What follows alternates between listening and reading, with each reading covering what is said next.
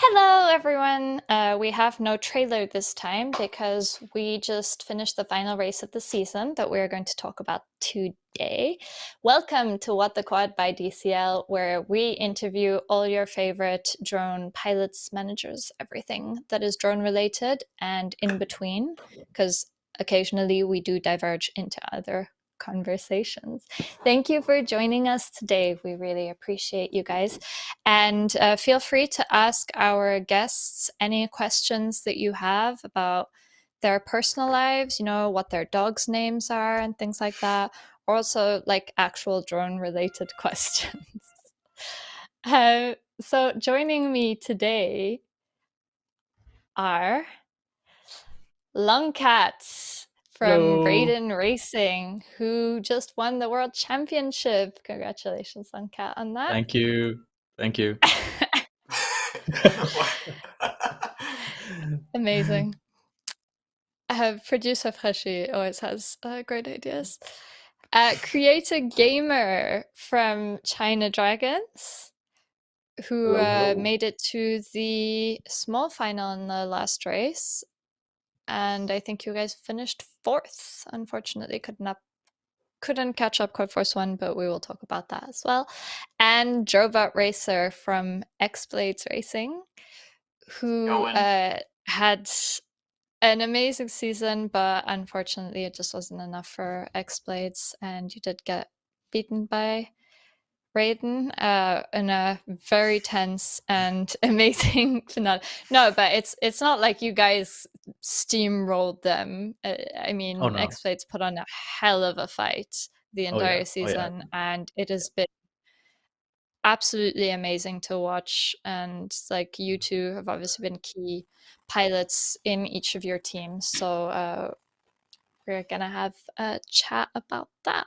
But first question, where are you all joining us from? Well, I'm in Sweden. So You're in Viking land as well. Oh. Yeah. So I was a neighbor country to where the last race was. But I'm on like the complete opposite side of the country compared to where Stavanger is. So it's not really close to me. It's like a maybe 12 or 13-hour drive, but yeah, it's the neighbor country. That's I mean, pretty in rad. United States kind of standards, that's still within the same country, and so, you know, for US standards, it's next door. Yeah. It's not like a million miles away, but it's pretty far. That is a while. Cr3at0r, where are you joining us from? I am joining you from the north of Germany, from Kiel. Also not quite as far away from the last race, but probably more than a 12-hour ride. But also from the north. Is there a cat? Where am I hearing the cat from? Oh, is that? Oh, Oh! oh, he's so cute. Here he comes He's and ginger interrupts to the go show. with your beard. Is this your name origin right here, or? Yeah, he's one of them Longcats. Look, he's a Longcat. Look how that is a large boy. Yeah, Oh, Did you what's ever his measure name? him? Sorry? Did you ever measure how long he really is? No, I haven't. The But internet we are needs to all on know. the same page that he's very long. So Yeah, he's a chunky boy like me.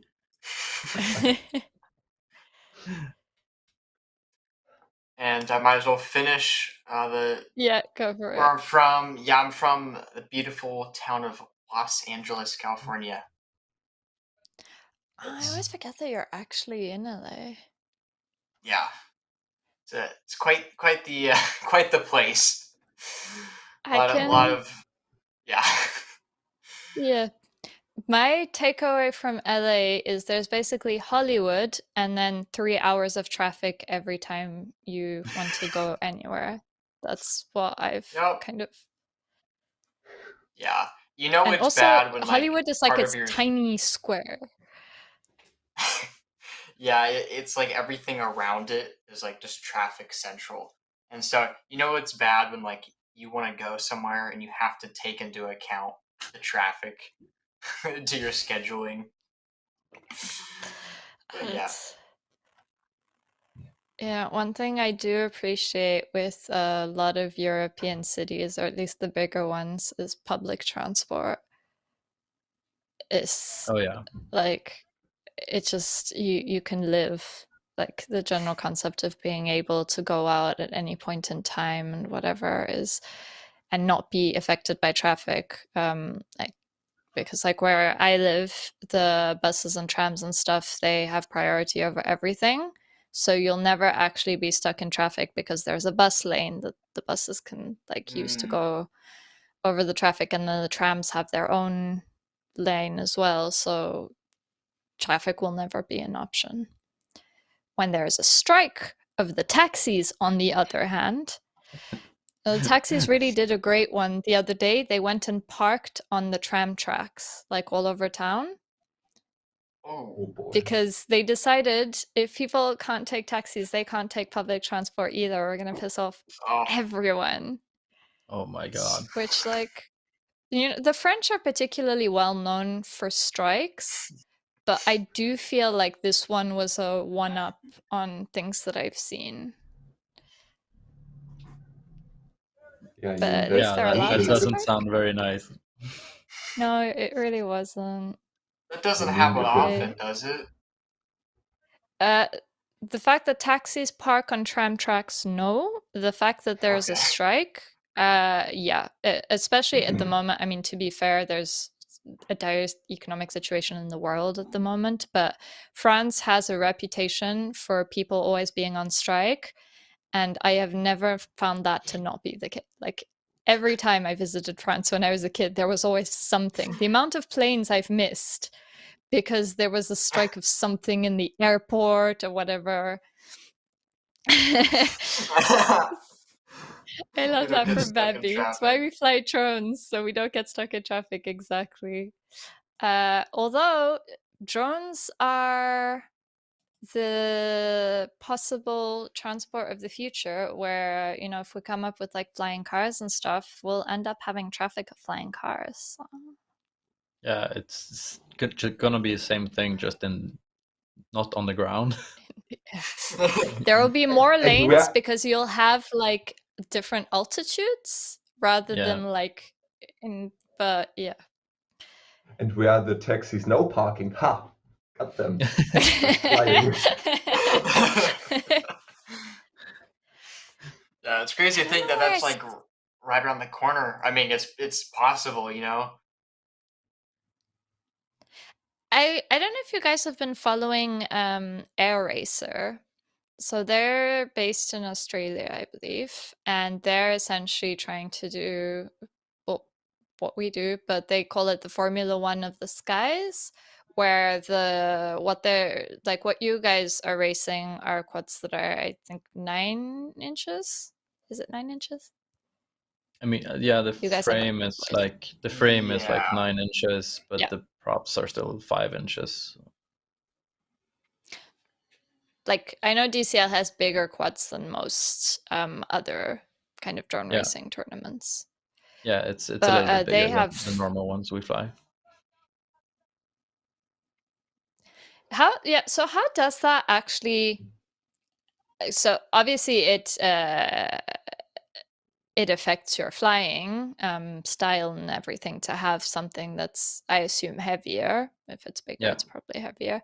Yeah. But do you feel like it's like that much different to control than when you're going with smaller, or is it easy to kind of just think, okay, this is a bit heavier, so I'm going to need to change this and this a little bit? Like, how is that transition? I mean, it's still pretty close, but you have to fly it in a different way, because like with the smaller, more powerful 5-inch drones that most people fly in races, you have so much power in them, so you don't really have to think about keeping up momentum as much, because you can just power out of it. But with the bigger, more heavier, less powerful DCL quads, you have to be more mindful of how your lines are, so you can keep speed through gates and through turns. Because if you're dropping in speed, you're going to lose a lot of time, and you're going to be overtaken by someone else. Yeah. There's definitely a lot more skill, I think, when it comes to racing like bigger and slower drones, because the racing is way closer, and it takes a lot of skill to find like the perfect lines and get those apexes. Like he was saying, you gotta just keep momentum. That's really what it's about. Yeah. And also in some turns, you really have to take them blind because you have so much momentum. You really have to turn before you fly through the gate, and you can't even see it. You just have to anticipate where it's going to be, where the drone is turning, and it adds a whole nother level. Yeah, it takes a lot of trust. Like, honestly, it's like you just gotta, you're like, oh, I hope I'm gonna get around that corner. But because like with 5-inch, you can just go around a corner and just stop instantly. Yeah. In full speed the other way. But with these drones, you gotta round your corners a lot more. Yeah. Wow, we're looking at the is that The big drone. Big drone? Oh yeah. Yeah, that's You so flew cool. that, Super right? creative name. The big drone. But yeah, the big drone was a really cool project DCL had a few years back where they developed the first manned aerobatic drone, I think was the official term.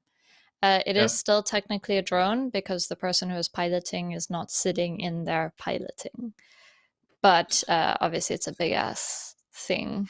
And I think there was a project of possibly one day doing a tournament with big drones, but considering the costs to develop something like that, it's better to keep the smaller ones. We have more pilots who know how to fix, fly, build, etc. So we'd lose all you guys, and we don't want that.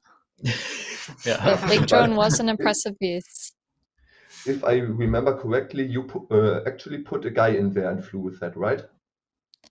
Yeah. So I think you... I mean, if we're all honest with each other, the part where there were like backflips and stuff, they put a mannequin in there for security of course. purposes, Yeah, but it obviously. was still a mannequin that was rough. I mean, I think it was a bit lighter than a human, but that kind of makes sense. But there was a scene where you see the drone that started to hover over ground with an actual person in it. That was really an actual person.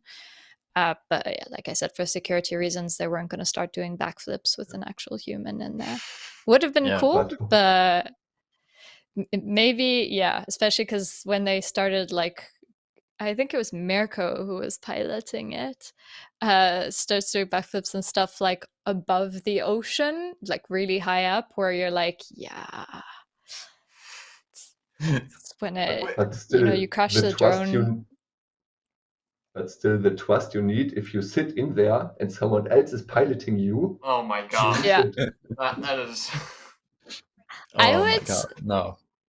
I would be a mix of panicked and delighted in the sense that I love roller coasters.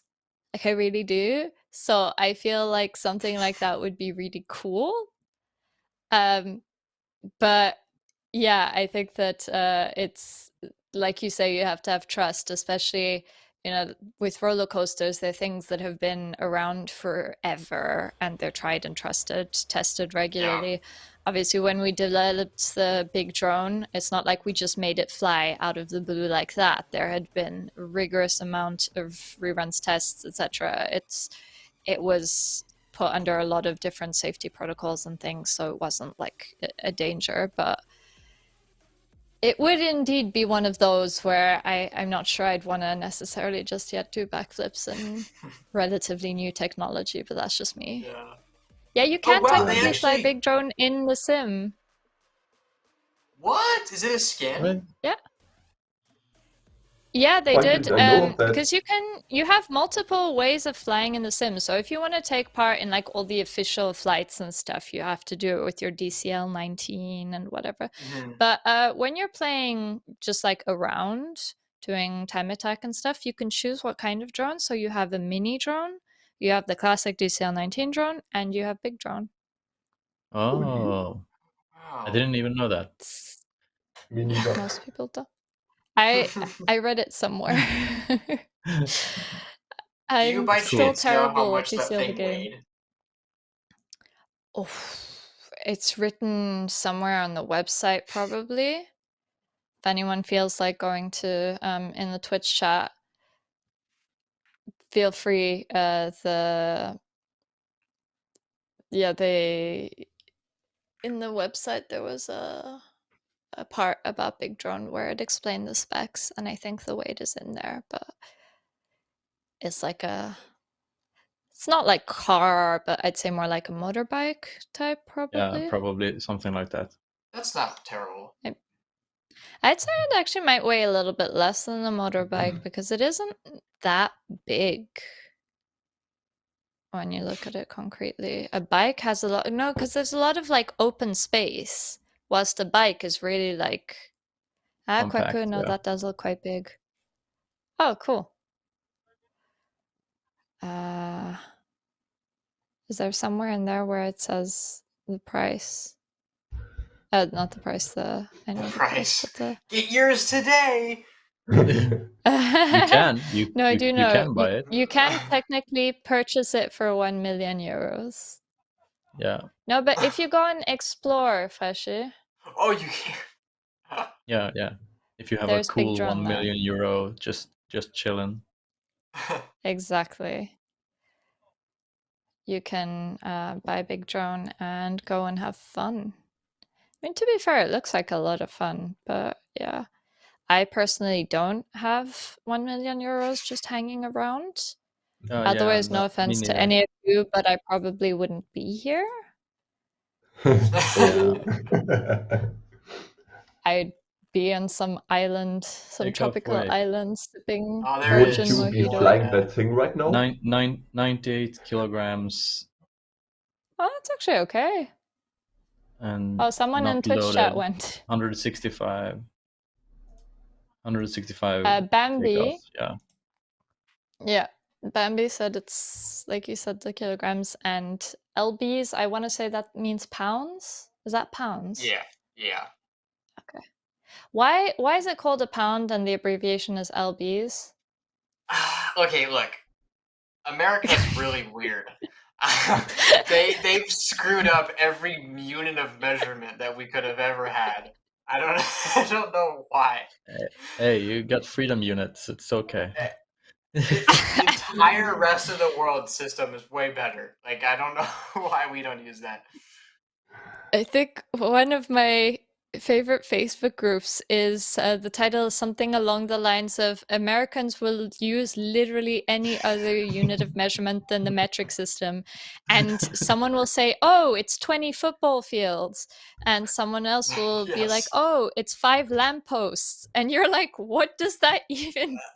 Because, you know, at least with like pounds and things like that, like there's a definition. But... I think I saw...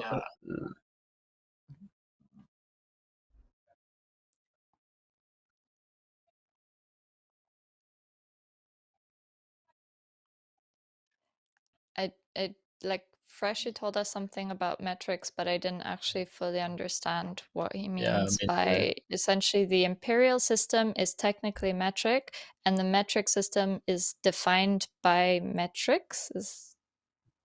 Did I understand that? Okay, he's typing in Twitch chat because I did not understand. Creator, you wanted to say something? Oh yeah, go ahead, Creator. No. No. Okay. Well, Longcat. Yeah. No, I saw a video about the metric system in America, and I think it was in like the 70s or something like that. They really tried to get metric into the US, and they had like groups that were protesting against it. Oh my gosh. And things These like that. foreigners. Yeah, they're bringing their measurement system. Yeah, it's crazy, but also kind of interesting because it's like I think it's 3 countries in the entire world that uses the American system. So US would, because Canada uses metric system, right? Oh, do they? Except for height of humans and speed. Wow, that is... Yeah, okay.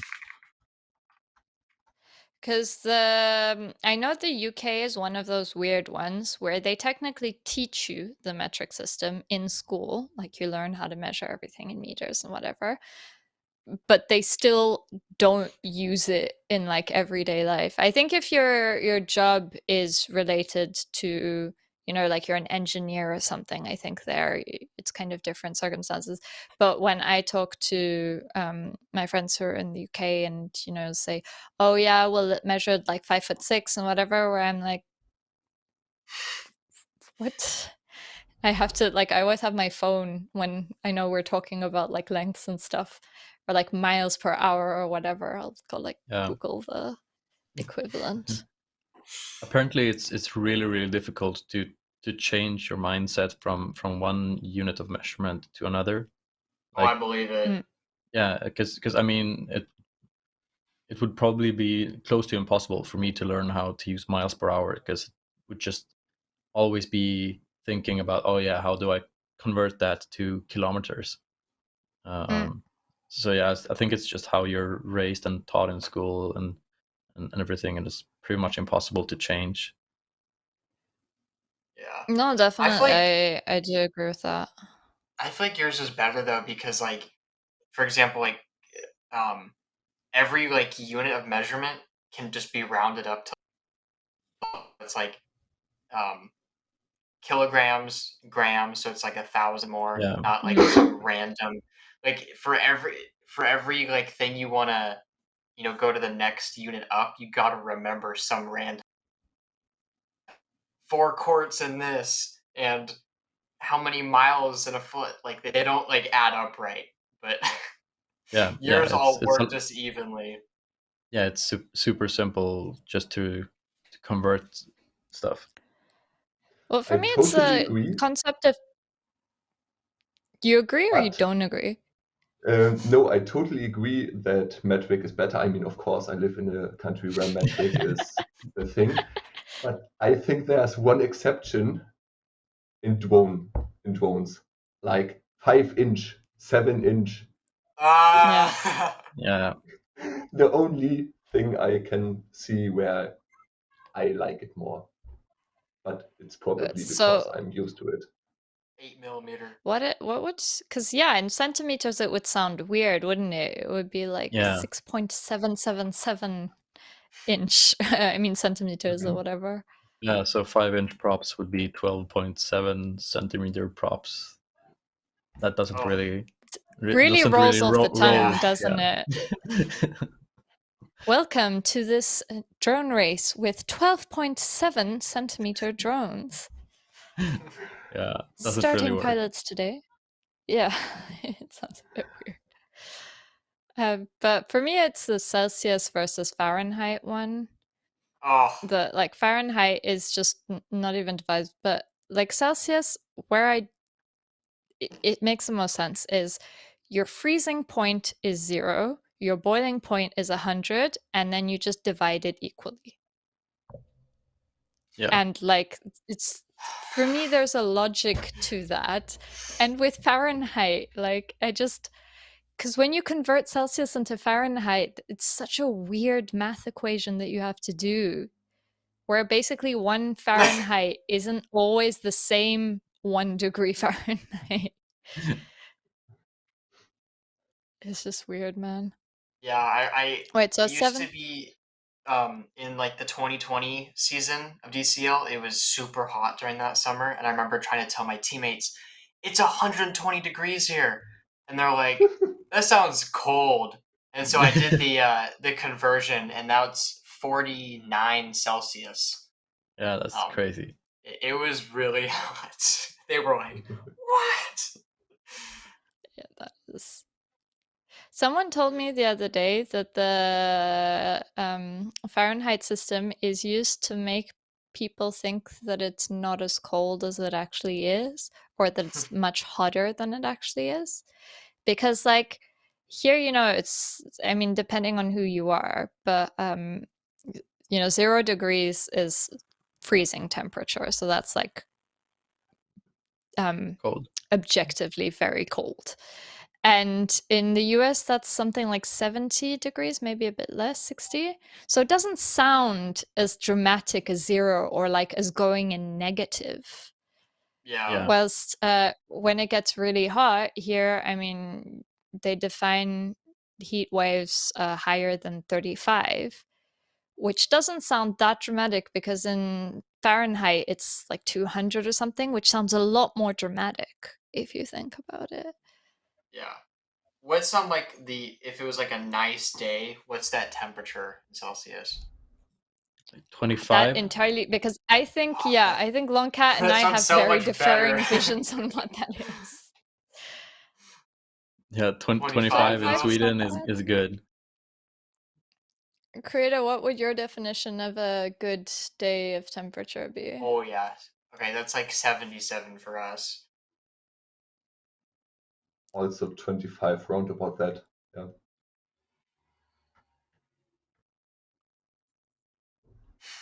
Yeah, it's a yeah, it's a no. good temperature. For me, And it's humans like can no under longer bear it. 27 starts being too cool, and under Really? 20 is winter. Like right now, it's around 20 degrees here, and my Oh, heater's on, yeah. and I'm wearing 3 jackets. Yeah, no, that's It's different it's like standards when you grow up on the coast of Africa. Like, it's different this week has temperatures that you're been used to. about 8 Celsius outside. Wow. Yeah. That sounds. Ooh, What would that Yay, be in 40 Sweden. Fahrenheit? degrees. 46. Oh, that is cold. Yeah. So I'm assuming it snows for all of you guys where you live. Yeah. No, No. Sometimes. So I live on the Trader. coast of the Mediterranean, so snow is not a regular occurrence here. Oh, But okay, yeah. I remember but DCL, and it was like one of the finals in Germany. It was the first time I had ever actually experienced really cold temperature. And I remember we had to all walk to the track. It was like a 5-minute walk from the hotel. And I'll never forget just being like, oh my gosh, this is what you guys have to deal with.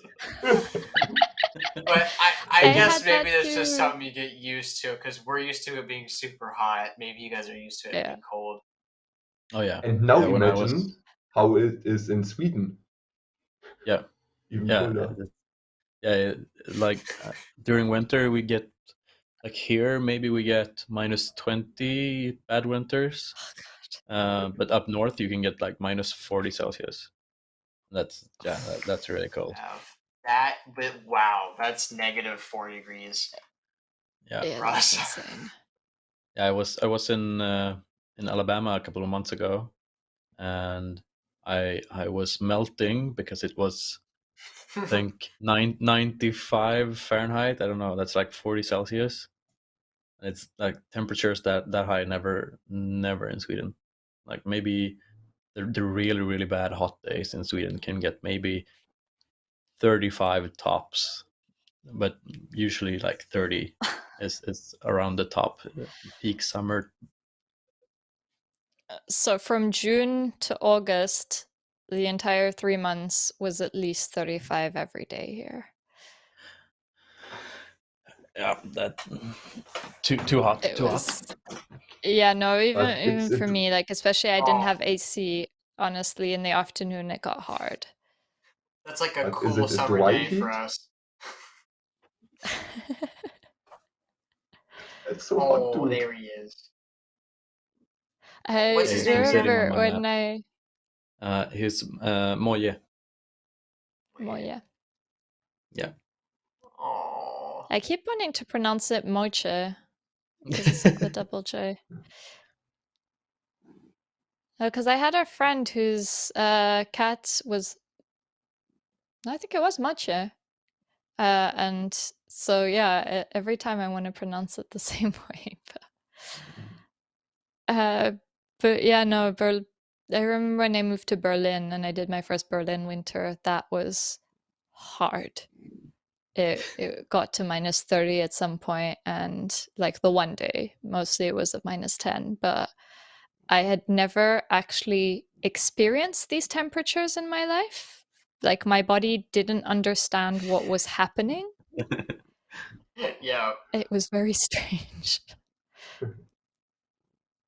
But I think, Ashton, you're probably similar. I think LA doesn't get too cold in winter. Yeah, I definitely prefer the cold over the hot. It can get quite miserable out here, but yeah, it's quite the shock to my system when I go like in snow or anything. That's fair. So drones.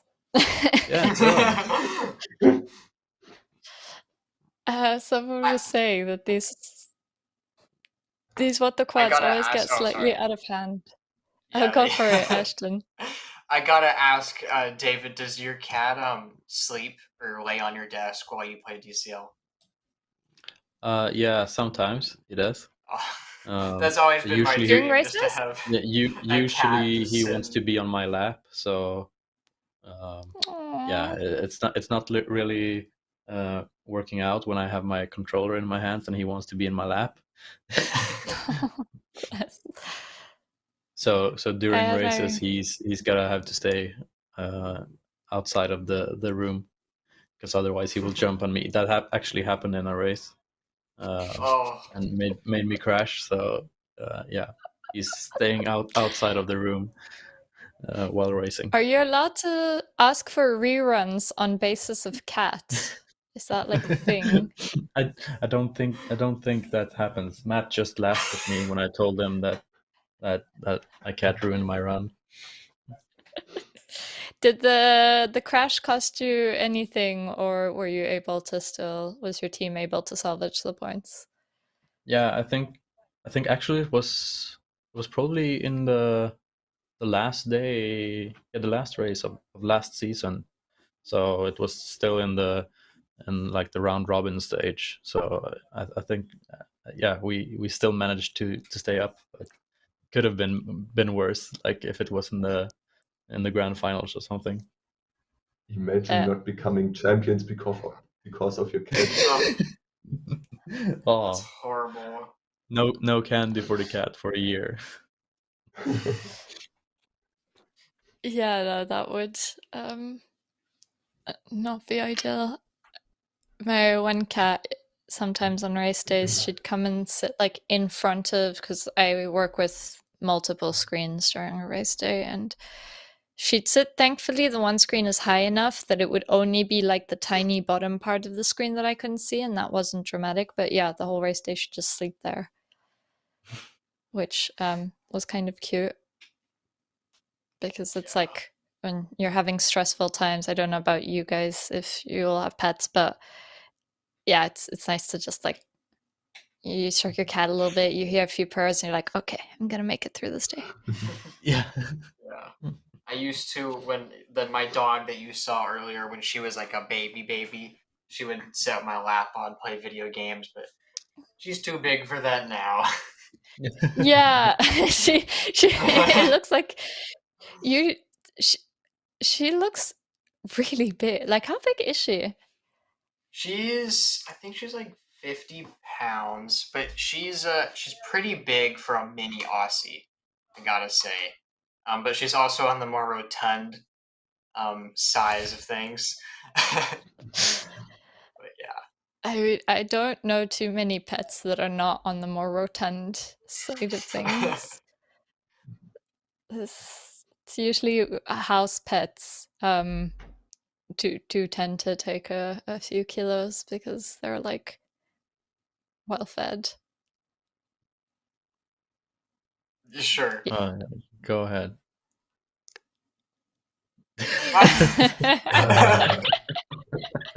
So this is Longcat's cat on race days. Yeah. That's what he's doing 100%. when So you're you say, flying. You'll never see him, so, but he's always hiding. so you say Yeah. that is the pro and Longcat is just faking it while the cat is flying under the desk? Exactly. Drama. What you just said about the cat making you crash, that wasn't Moja. How do you say it again? Moya was the one controlling, and because you were trying to take back control, that's why you crashed. Yeah, that Catspiracy. maybe. Yeah, catspiracy. Cats are controlling they like control us, but yeah. Besides the point. So, Longcat and Ashton, obviously you two have been arch rivals. I know you have a lot of mutual respect for each other, obviously. But your two teams this season have been battling out for the championship, well, the top championship spot. Essentially, for context, those who don't know, coming into the season, Raiden had been champions 2021. However, XBlades had been champions every single year before that. So obviously, Raiden comes in thinking, well, we want to keep this momentum going, and XBlades comes in like, no, we want our championship back. So both of you guys race it out. The two first races, every single grand final this year has been Raiden versus XBlades, which has been a treat, to be honest. No shade to any other team, but Raiden XBlades finals are always fun. And the first two are won by Raiden. The second two are won by XBlades. And so you come into the final race day knowing that your results that day, so on the past Saturday, was the one that was going to define if you become champion or not. Longcat, you're coming into this. This is what you know. How are you feeling? What are you thinking? What's kind of your way of coping with this? Yeah, I mean, we were pretty confident that we put in the time and the work. We did take a little bit of a chance bringing in our new pilot Yuki, but it's like he's not a new pilot, but he's new to DCL, and he's been doing great in IRL races, and he did better than the other pilots in our internal selection. So yeah, we went with it, and we just worked hard, and we were prepared for XBlades to be really, really strong this race, because we knew that they really wanted it back. But I don't really think we were prepared for what happened in the round robin stage. Yeah. So we just did it? tried to do the best. Yeah. Well, XBlades comes off, I mean, Ashton will talk about that later, but XBlades steamrolls everyone in the round robin, and you guys got up to a kind of slow start. Was it because you were more comfortable on one track than the other? Were you guys feeling nervous? What was kind of the team mood that kind of made it a slow start, but that you ended up being able to make it anyway? As most people know by now, the first track had a little bit of technical issues, and our team was hit pretty hard by those.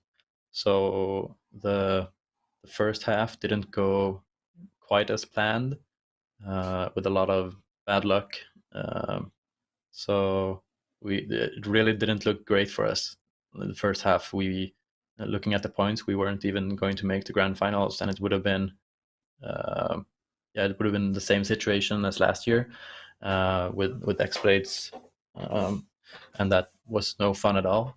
So we really made sure to push really hard in the second track and tried to get as many points as we could, and somehow it was really close, really close that we didn't make the grand finals, but we managed to do it, and that made us so happy. I think you guys were 2 points ahead of Spain. I don't remember the exact pointage, to be honest, but yeah, it was one of those tight ones where SDT was on their way to the grand finals, and you guys took that away from them. Honestly, rude. Oh yeah, we way, did the math. Thank you. Yeah, we did the math that our last run that was against Quad Force, that we needed to get, I think, 14 points at least, or we wouldn't make the grand finals. And it was like, it's really easy to just mess up a little bit and you don't get those 14 points. So yeah, we got a little bit lucky too. So I know obviously it's a team effort, and credit to each and every one of you who took part the entire season, and obviously in particular on race day. But do you feel like there was one pilot on Saturday who stood out, who kind of was the one who made the difference for your team? I mean, obviously you're the captain, so you're obviously you, because as captain that's your job, but was there anyone who you think stood out? I mean, we have Thunder, and he's like our star pilot, so to say. He's always scoring a lot of points, and he's doing so good in all of the races. I'm just sitting in the back lines trying to keep everyone calm and keep motivated. So I mean, the entire team has done great. Yuki did great for his first race because yeah, everyone that knows that the first race was really bad for whoever did it, because it's super nerve-wracking to do the first race. So I'm looking forward to see what he can do next year.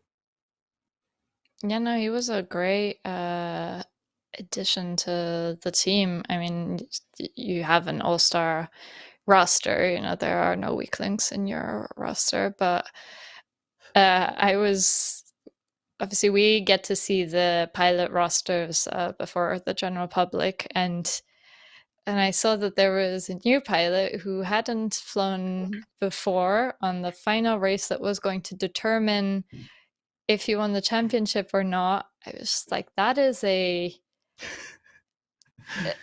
risk, but I mean, if you know he can do it, he can, and he did really amazingly. So I don't know if you're watching, Yuki, but congratulations on your performance on race day as well. For me, what stood out a bit more, I think, was like you say, you know, Vincent is the obvious star pilot. He was this year second again in most heat points. I mean, the amount of fastest laps and things we know Vincent is. But I think we talk less about Costa.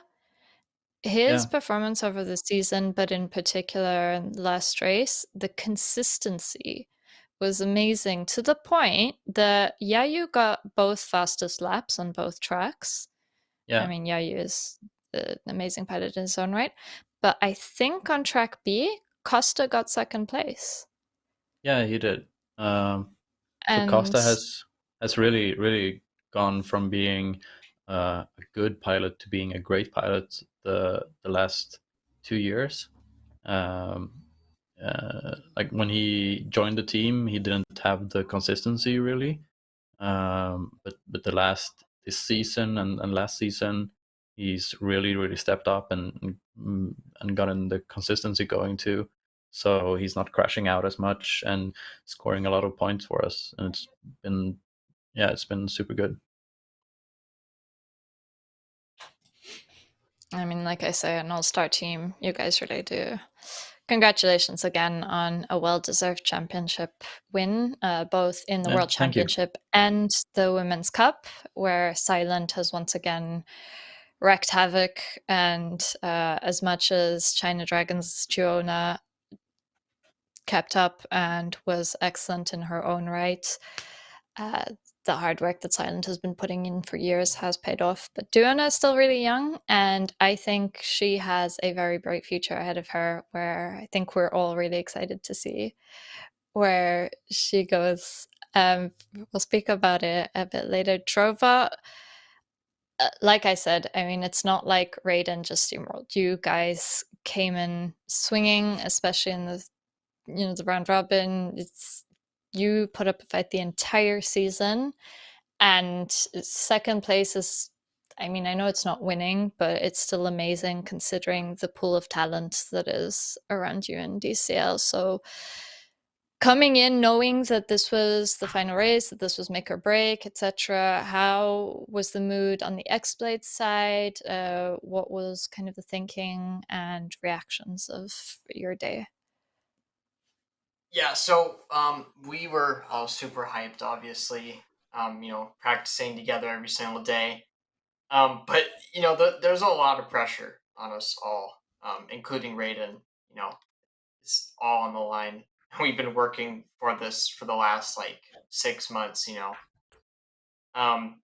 But yeah, the race in the end was very crazy. I was unfortunately super tired at the end. I was basically living off of 3 hours of sleep, and it was 7 a.m. when we did the finals, because it normally starts for me at 1. But I'm super proud with my team. Like Saley, Yayu, they kind of, they've been behind the scenes, just grinding the last year, and then they just they all of a sudden just really just shot up to get some top times. So super proud of them, and just really happy with how my team performed. I mean, you have some, Sabre's right, an all-star roster. The big one that shines is Yayu in the sense that he won Rookie of the Year, has God knows how many fastest laps recorded in the entire season. I mean, here he got 2, Yeah. but there have been so many races I lose count. It was basically, I was looking at this the other day. It was either him or Dark X who got the fastest lap in every single track, except I think one, where it was Leviathan who got the fastest time. But yeah, dang. the two of them were running havoc in the whole thing.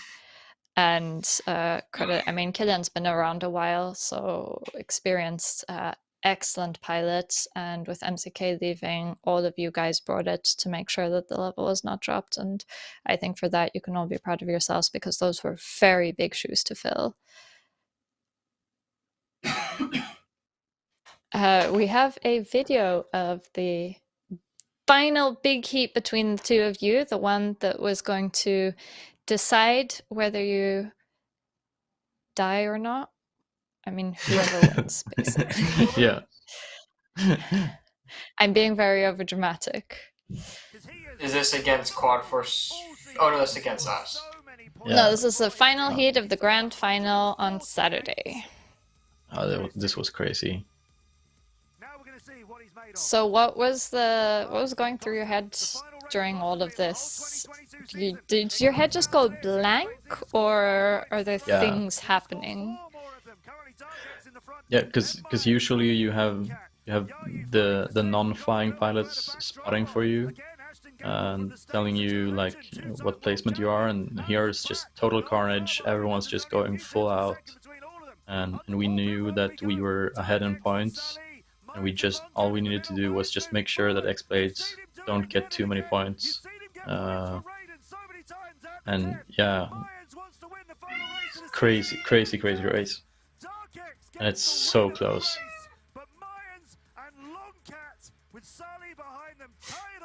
Yeah. Raiden Racing retain the DCL World Championship. And I mean, look at those times. Holy shit. Yeah, the times so are close. nuts. I actually, one of the close. reasons I like spec racing too is you never get that. You never get close finishes. It's either they crash or someone wins. And actually having the ability to do like these, half a second finishes that decide a championship is really special.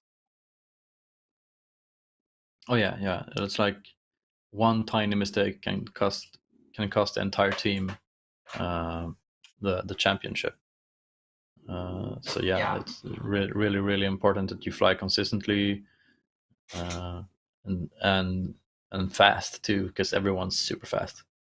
Yeah, and most people don't realize a mistake could literally be just making too jerky of a turn, and that slightly ruins your momentum. And to someone who isn't quite doesn't understand how the DCL19 quad flies, you'd think it's fine, but it's every just minute detail gives you that little extra bit of speed. Yeah, this Saturday for us it was literally 4,000ths of a second determining our season finish, 4th place or 5th or maybe even 6th. 4,000ths of a second. It was crazy. I think we had a race one time in 2020. Oh, Jess, you might be muted. We had a race in 2020 with we brought on I'm sorry, I'm forgetting his name. But anyways, the finish it was exactly the same for 3 decimal points, and it went to the 4th, I believe. It was just the tightest finish we've ever had. Yeah, I've seen a few of these in the past. Well, now, 3 seasons. It's insane. As a spectator, though, it does make it a lot of fun, because I see it as a spectator, Yeah. mostly, and it makes the entire. This is why I can't, even if I wanted to choose a favorite team, I couldn't, because it's just so exciting all over the place that I'm just like, for everyone. I'm for entertainment and everyone putting their best effort and the over dramatic moments. I do love the popcorn type moments where it's like super tight, and then you're like, is anyone gonna make it? And then Vincent Mines just shows up and you're like, where how Yep. did you He has some sorcery sometimes. Like he can make a mistake and then just catch back up for like impossible gaps. And he I just have no idea how he does it. appears. Yeah. Like if for you me, look it's at always, I'm just like, where was he? yeah.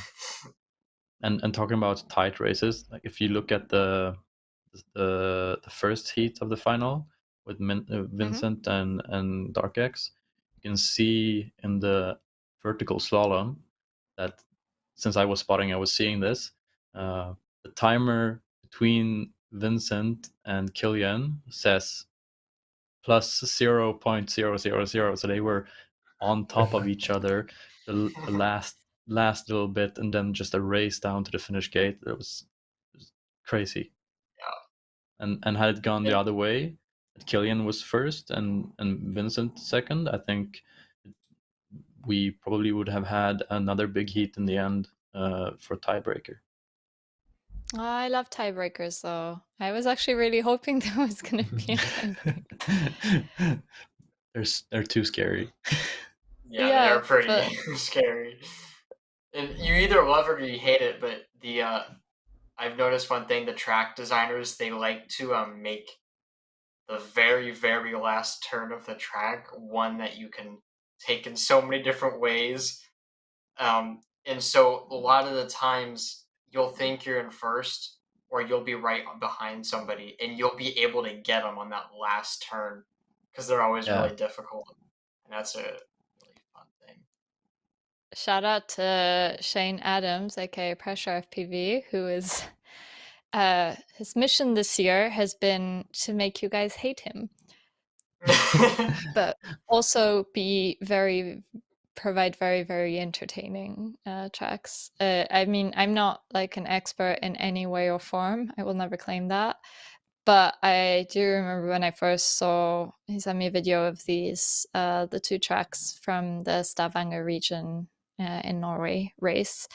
And aside the fact that the environments look super cool, because I'd also been behind the scenes, seen all of the recordings that they'd made of these environments that looked really cool. And I was trying to figure out how they're going to translate that into, the game. And I really love what they've done with it, and seeing, that you go through the town in these like little streets, you get to fly there, and you have on Pulpit Rock gates that are like on the side of the cliff.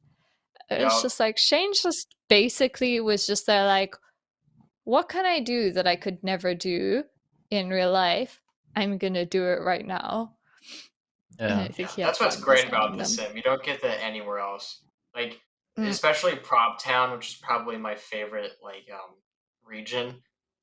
You could never strap a DCL gate to the side of a skyscraper. I mean, like, come on, where do you get that opportunity anywhere else? Oh yeah, you can do some really cool stuff in the sim. Well, maybe except in Dubai, but probably not there. Yeah. I feel like you can do anything in Dubai as long as you have enough money. Oh yeah. Yep. Yeah. But Shane has done really, really good tracks this year. And if his mission was to make us hate him, he really failed, because there were some, I'm not going to say any names, but there were some really bad tracks in the previous seasons that had pilots ripping their hair out, and everyone complaining after qualifying. I was in those group chats. Some of the tracks, people got really, really, really mad because the tracks were way too hard to fly and race. Like great leaderboard smashing tracks, but not really fun racing tracks. Yeah, no, Shane has done. No, I don't think he does it to get hate. I think he tries to do tracks that do a mix of challenging you guys, because obviously he's not going to give you just. And the way he goes about it is testing different types of technicality. So some people will be better at straight lines, some people will be better at ladders, things. So adding different types of elements to test everyone essentially and make sure no one really gets particularly better off, because everyone has their speciality or things that they like Yes, more or less, whatever. So he tries to especially make them on more or less technical. especially Sorry, on the go. harbor track. You could really see it, or when you fly it, feel it. The first part of the map till the water or till the corkscrew on the water, it was relatively technical with the slalom and everything. And after that, the second half of the track was just so flowy. So it was really, yeah, all things combined, a great track, I think, for example. Which was your favorite track of the day, Cr3at0rgamer? I think the In first one, the Harbor. harbor one, yeah, because, yeah, like I said, or especially I like those sweeping lines where you really, it's not hard, but you really have to watch your momentum. And if you do one turn, you might get the gate, but you lose so much speed. And I love that so much. So yeah, definitely the first one for me. And Drobot, which one is your favorite? Yeah, the harbor one is definitely my favorite. I don't know, something about the environment and it being just like all open was so nice. Longcat, I'm gonna go ahead and assume that it was the second one. I mean I liked the first track too. Mhm. It was a fun track, but I can't really say, like, during the practice it worked out great flying it. Just during racing I had so many issues. But generally I like the track style of track 2 that's more flowy and just keeping up momentum, and that's where I shine most of the time. And yeah, I usually do better on those type of tracks. I just thought the dive was really cool. Oh yeah, And it that's was like super cool. That was when I saw the dive, I was just like, I really was hoping that this was going to happen, because there are videos of Shane doing that dive in real life. Yeah. And I was just like, oh, please integrate that into the track. That would be so cool. Yeah, I saw that spot when we did the map testing a few days before the race, and I was like, oh yeah, I'm pretty sure that Shane's gonna put something down this dive. If he doesn't, it's gonna be a missed opportunity. I wouldn't. He likes dives, I think. There's always some sort of. So when you do the map testing, so you guys did the map testing on Wednesday, I believe, before the race? I did Wednesday, Thursday, and Friday. Yeah. Oh, you went all out. So for context, so Stavanger region in Norway is a brand new environment that has the game devs have been working on this year, and it's taken God knows how much time and different types of things to do. They went there, physically scanned it with 3D scanning equipment, and recreated it in DCL the game. So there are multiple parts of the Stavanger region that they scanned, and the two that have been made for this race are the harbor and kind of old town of Stavanger, and on the other hand, Pulpit Rock, which are these beautiful rocky cliffs. It's worth visiting, by the way, because Matt sent me a bunch of pictures of him visiting the region, and it is very cool. The region is stunning. Yeah, this is, I mean, you go through these little streets. I think this is Shane's recording for the track introduction. This makes me, every time you have like slaloms like that, it just makes me so dizzy to watch an FPV. Yeah, See, I those know everyone really always wants to see FPV, but yeah, go, sorry.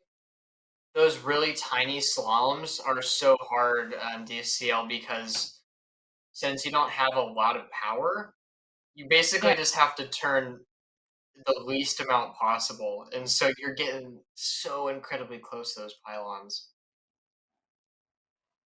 And what's Just bolt the it trick rock. to not? Oh, you Trust. just gotta yeah, You you just trust it, and you gotta find the limit how little you can turn without crashing, and you're really gonna make sure that you enter it the right way too. Like you have to go at it as as a straight line as possible, and just do the Yeah. minusculest turn. yeah. Now I can't really vouch that this is true, but from what I've heard, this was all 3D scanned, and so the Yeah. in real life, it looks pretty dang identical to this. I mean, that's the general idea. Obviously, this does remain a game simulator, so you can see from the quality of the graphics that it's not like an exact one-to-one, but the actual, I think Matt said it in the stream as well. He'd gone, I mean, I know Shane had already been to these locations, but because the 3D scanner and stuff was used, it is pretty much a replica of what it looks like in real life, which is really cool. I'm always fascinated by this technology. But yeah, when you did try out the environment, so obviously you couldn't test the track because that would have been, you guys are only allowed to fly the track an hour before. But do you just like freestyle, or is there some sort of track already there? How does the environment testing work? Because I don't actually know this. Yeah, so Shane just put up a bunch of markers to show us in like what region of the map the track is going to be in, because the maps are huge. Like you can fly for forever on full throttle, just going straight up, and you're never reaching the end pretty much. So he just put up some markers to show us in what area of the map the track was going to be, and then we just flew around, made sure that there wasn't any bugs and stuff that could get you caught out on race day, and try to help them fix whatever issues we found. Yeah, and this was Cool. actually the first time we've had a new environment in a very long time. Yeah. So we this I think I mean at least for me this was the first time we got to do a beta test for the map. Yeah. But it was cool being with the other teams and all, just talking about stuff. Oh, did you guys were you all on the track at the same time, or was it like person Yeah. by person, or how did it? Yeah, we Yeah, all Just got had basically, call. Yeah. Cool. and basically they just opened a lobby, and whoever wanted could join, and we were all on TeamSpeak, and yeah, it was a nice testing. Yeah.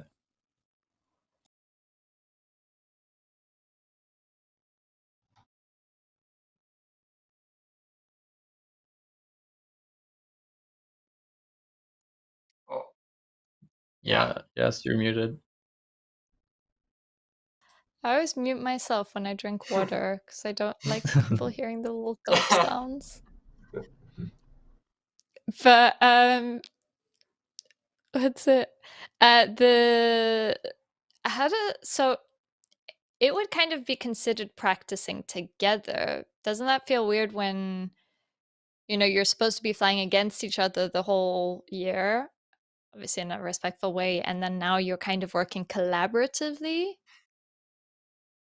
Yeah, well, it's like sometimes we also just hop into the DCL multiplayer, hop on Discord and just fly, and then more and more pilots join you from other teams, and we fly against each other.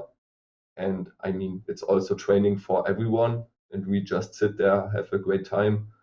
And that's, I think, the same as it was when we were testing the maps, because nobody knew the track. It was just like flying together, freestyling together a little bit, something like that. So no competitive thought, at least in our team, was there, because it was nothing to train. We didn't know anything, so it was just flying together.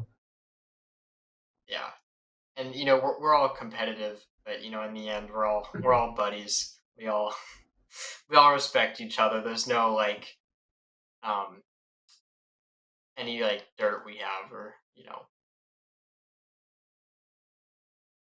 Yeah. We're all friendly with each other. Like there's some banter going on, of course, but yeah, like Creator said, we sometimes just jump on a random race flow lobby in the game, and sometimes you meet another team and you just roll with it, have fun, and yeah, just race some tracks for fun and practice. yeah. So I know Raiden's answer for this, because Vincent just calls people potatoes. But What? oh, you guys missed Oh, that. that's a long story.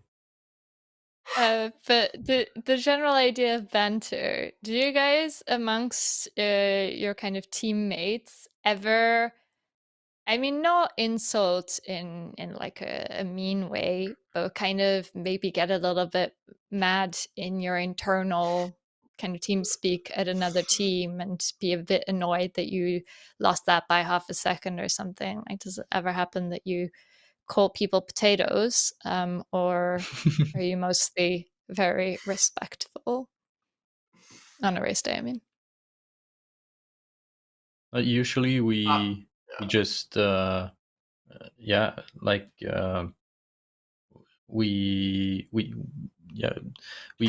call people names, like not bad names, but we just make fun just to keep the spirits up. But whenever anyone has a really good race, we're like, oh yeah, damn. Like I know that against Spain drone team in the big heat, Silvio had a nuts race, and we were all like, oh, yeah. wow, Silvio, really great race. Like Yeah, so stuff SDT like that. really stepped it up this last race. Oh yeah, so Yes. it's just friendly banter in the team, just having fun. Yeah, everyone's buddies in the teams anyway, so yeah, there's no hate or actual like yeah, bad mouthing or something like that. Just having fun. No, but like, yeah, You but know, like one fun thing, bad mouth. Yeah. One thing Go, we Ashley. used to do in the 2022 season is right when we were done with the actual race, I would play Call of Duty with Quad Force 1, and it was always really funny because there was a lot of like we would talk about obviously just like competitive stuff, but then we always resort to being friends and just playing Call of Duty. That sounds really lovely and quite funny, considering Propsicle last week told us and this was confirmed by someone from the DCL staff who by mistake ended up in the Quad Force 1 TeamSpeak server, that apparently there's a lot of swearing going on there. A lot. But which is something where I'd really like to be in, in that channel. Yeah, I wish I need to add words to my vocabulary. I wish I had like a god tier PC so I could record while we would do DCL, because they're just like when you're on a call with someone for 8 hours, funny stuff happens. That's all I'm gonna say, and I wish I could have clipped some of that stuff. But I mean, we've been on a call for like an hour, and a lot of funny stuff has already happened. So. Yeah, that should tell you. Sometimes you just want to jump on the other team's channels and TeamSpeak. Just just like during the actual racing, it would be so fun to just have both teams in the grand final in the same TeamSpeak channel, just yelling at Oh, each boy. other. Funny. It would be so fun. Well, technically, you know, because like you said, for spotting, obviously you can't. But because the final big heat, there's no one spotting. I mean, probably your manager or something. But yeah, it's just all hell breaks loose. I would actually really like to see that. But this is cool with in real life racing is, you know, there is no private TeamSpeak channel. You're all sitting next to each other. Yeah. Oh yeah. So I think Face-to-face. that's going to make for some very interesting But stuff. I'm so imagine- hyped for real life. We've all seen the real life racing, like Eric Holden. He was also always a funny guy to watch in the real life racing. So much energy. Yeah, it's gonna be so much fun next year. Oh, yeah. Definitely.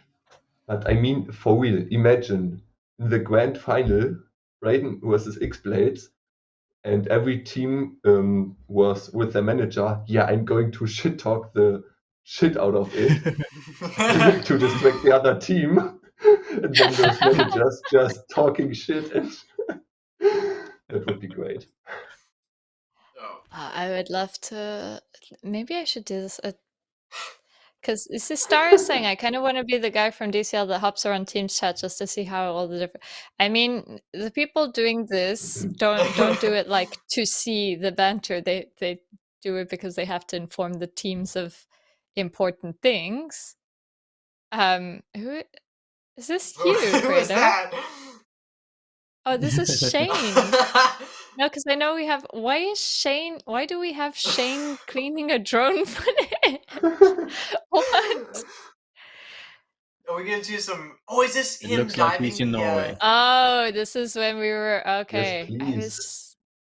I've only seen the edited Wait, version of these. That's Haber, right? This is his stuff from Stavanger. So, like I said, the dev team stuff went to the Stavanger region to film a bunch of stuff, and Shane did some really lovely drone captures there, of which this is the Three Swords. So I'm not Oh, going those to are so attempt to cool. say it.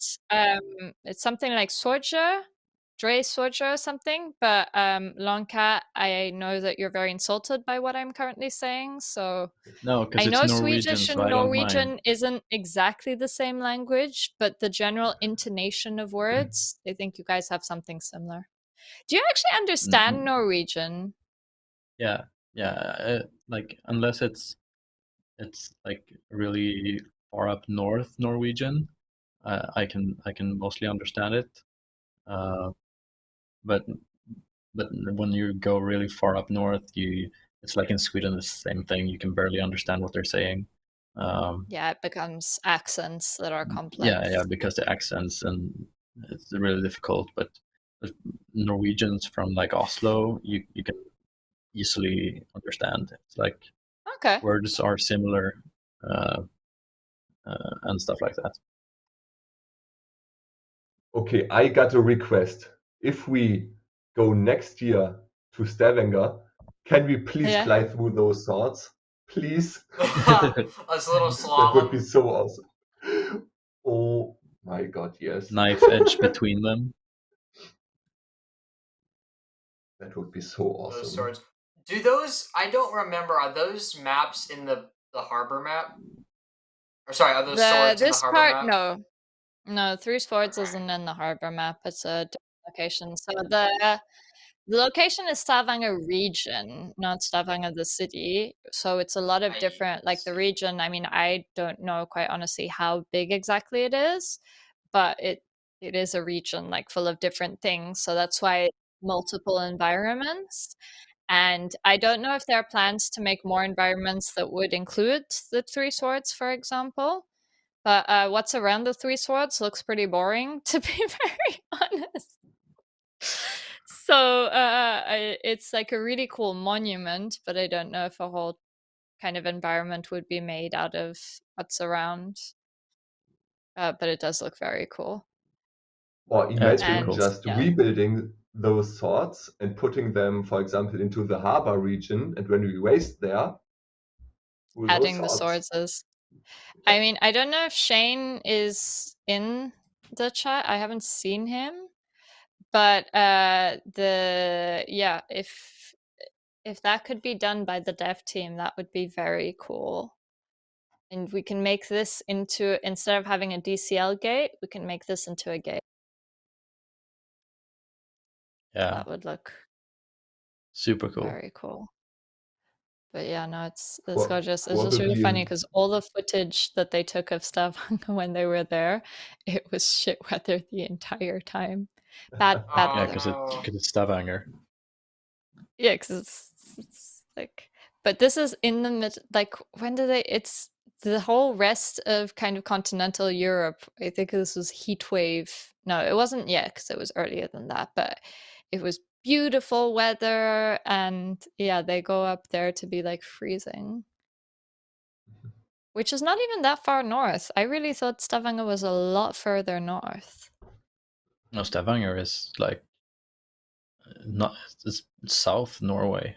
Yeah, Pretty it's much. quite Southwest south Norway, on the yeah. western coast of Norway. Yeah, I checked the map Yeah. afterwards, but Matt thought the same as me because Yeah. when he talked to people about it, he was like, "Oh, I'll be able to see the northern lights," and then went to check where Stavanger No. actually is, and he was like, "Oh, no, not northern lights then." But actually, Have you you ever sometimes can. Like here that far in south? Stockholm, Stockholm is like at the same level that Stavanger is, and there's Okay. been few occasions we have been able to see it, but it's very, very rare. Oh, you could, I didn't. Yeah, I Uh, thought you had to go further north. But have you actually been further north in order to specifically see them? No, I haven't. I actually But I they're saw much them more common.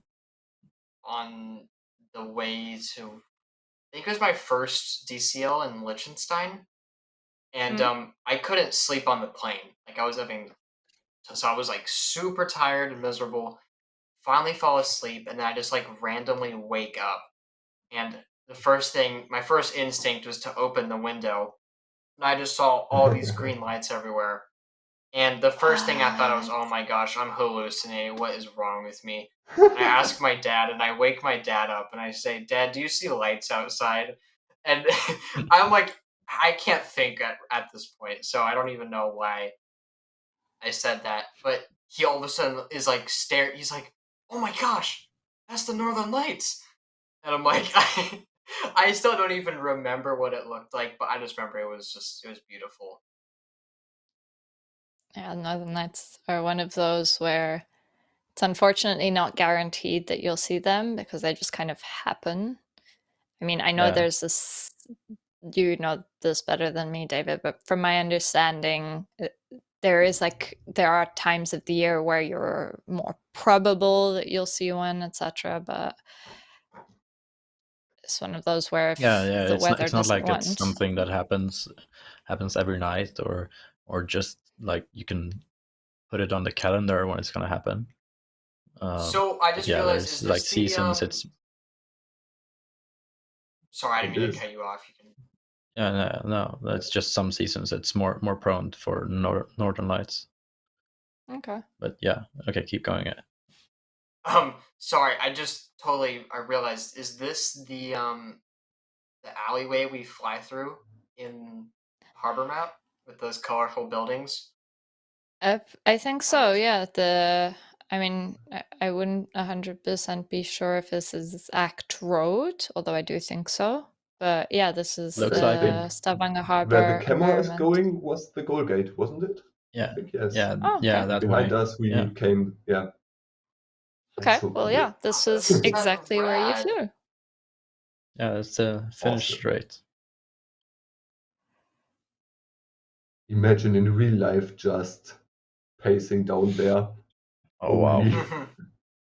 That would be. This is what I was thinking when I saw the track with like in these narrow kind of alleys, where I was like, I don't know how doable that would be in real life, but if it could be doable, that would be so cool. Yeah. Oh yes. I gotta hand it to you guys though for making the environments look really real.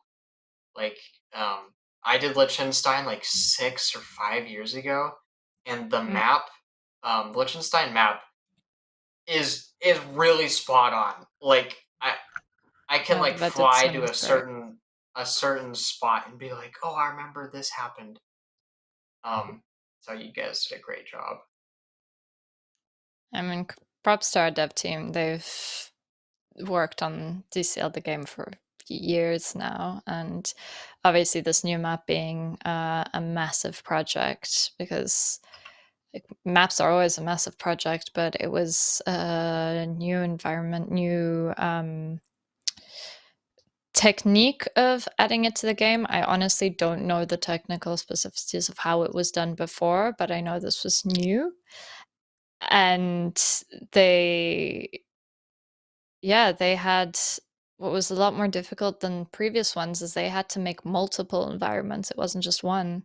So you had a bunch of devs working overtime to try get 2 environments race ready, and they deserve all the props. They're really amazing. I know we had the question already in the race, so before anyone asks in the chat, they are not yet available in game.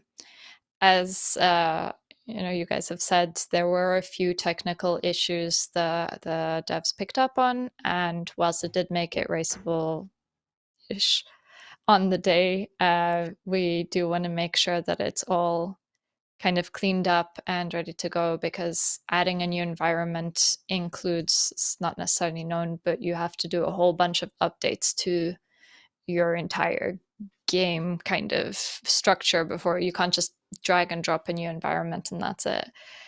So it takes a while, and therefore these environments and tracks will not be available straight away as the other ones were, because the other ones, the environment already existed. But yeah, it will come out at some point though. We really hope soon, because we really want all of you to be able to test out these tracks, and for you 3 to be able to refly and see if, when the technicality part is a slight bit better, how good will your times be? Oh Maybe yeah. do like Yeah. a But to be honest, no, go ahead. Oh no, I'm just going through the comments. Spain Drone Team were like, it's Okay. the final part of track 1, which you guys said, but Star saying poor camera guy must be pretty wet at this point. Which yeah. Although to be fair, I think that was Shane, who is camera guy, who lives in England. So I think the concept of rain is one that is not foreign to him. But yeah, so this is, you guys just saw the Stavanger village, and so this is what was being filmed. This is the game version of it, which is really cool. So Lucas, you wanted to say? Yeah, since the last race of the season, I'm, to be honest, so hyped flying real DCL quads. For example, in Stavanger, it must be so awesome. I mean, it's also quite fun flying in the simulator against every other team. I mean, it's also super tense and your nerves go up, but flying in real life, heck yeah, I'm excited. I think we all are highly anticipating this moment, from the DCL stuff, and as well as all the pilots, the teams, the viewers. Real life racing is just, I've never been to one, to be honest, but from my understanding, the feeling, the vibe is just, it's its own thing. It's not really comparable. And being a person who watches sports sometimes, rarely in real life, mostly on the TV, but when I'm in kind of the stadium or whatever, I do get that it's like a completely different vibe. At least as a spectator, I can imagine that as a pilot, it's even next level. But I think, did you guys over the summer, because I know a few tournaments happened kind of all over the world of in real life things. Did any of you take part in anything? I went to the IO World Cup. I don't think you guys made it out. But that was basically No. it was the multi GP, so it's like anyone throughout the whole world can come is the idea. Okay. And the track was amazing. It's always a great race when you get to just like meet new people from other countries, and it's so cool.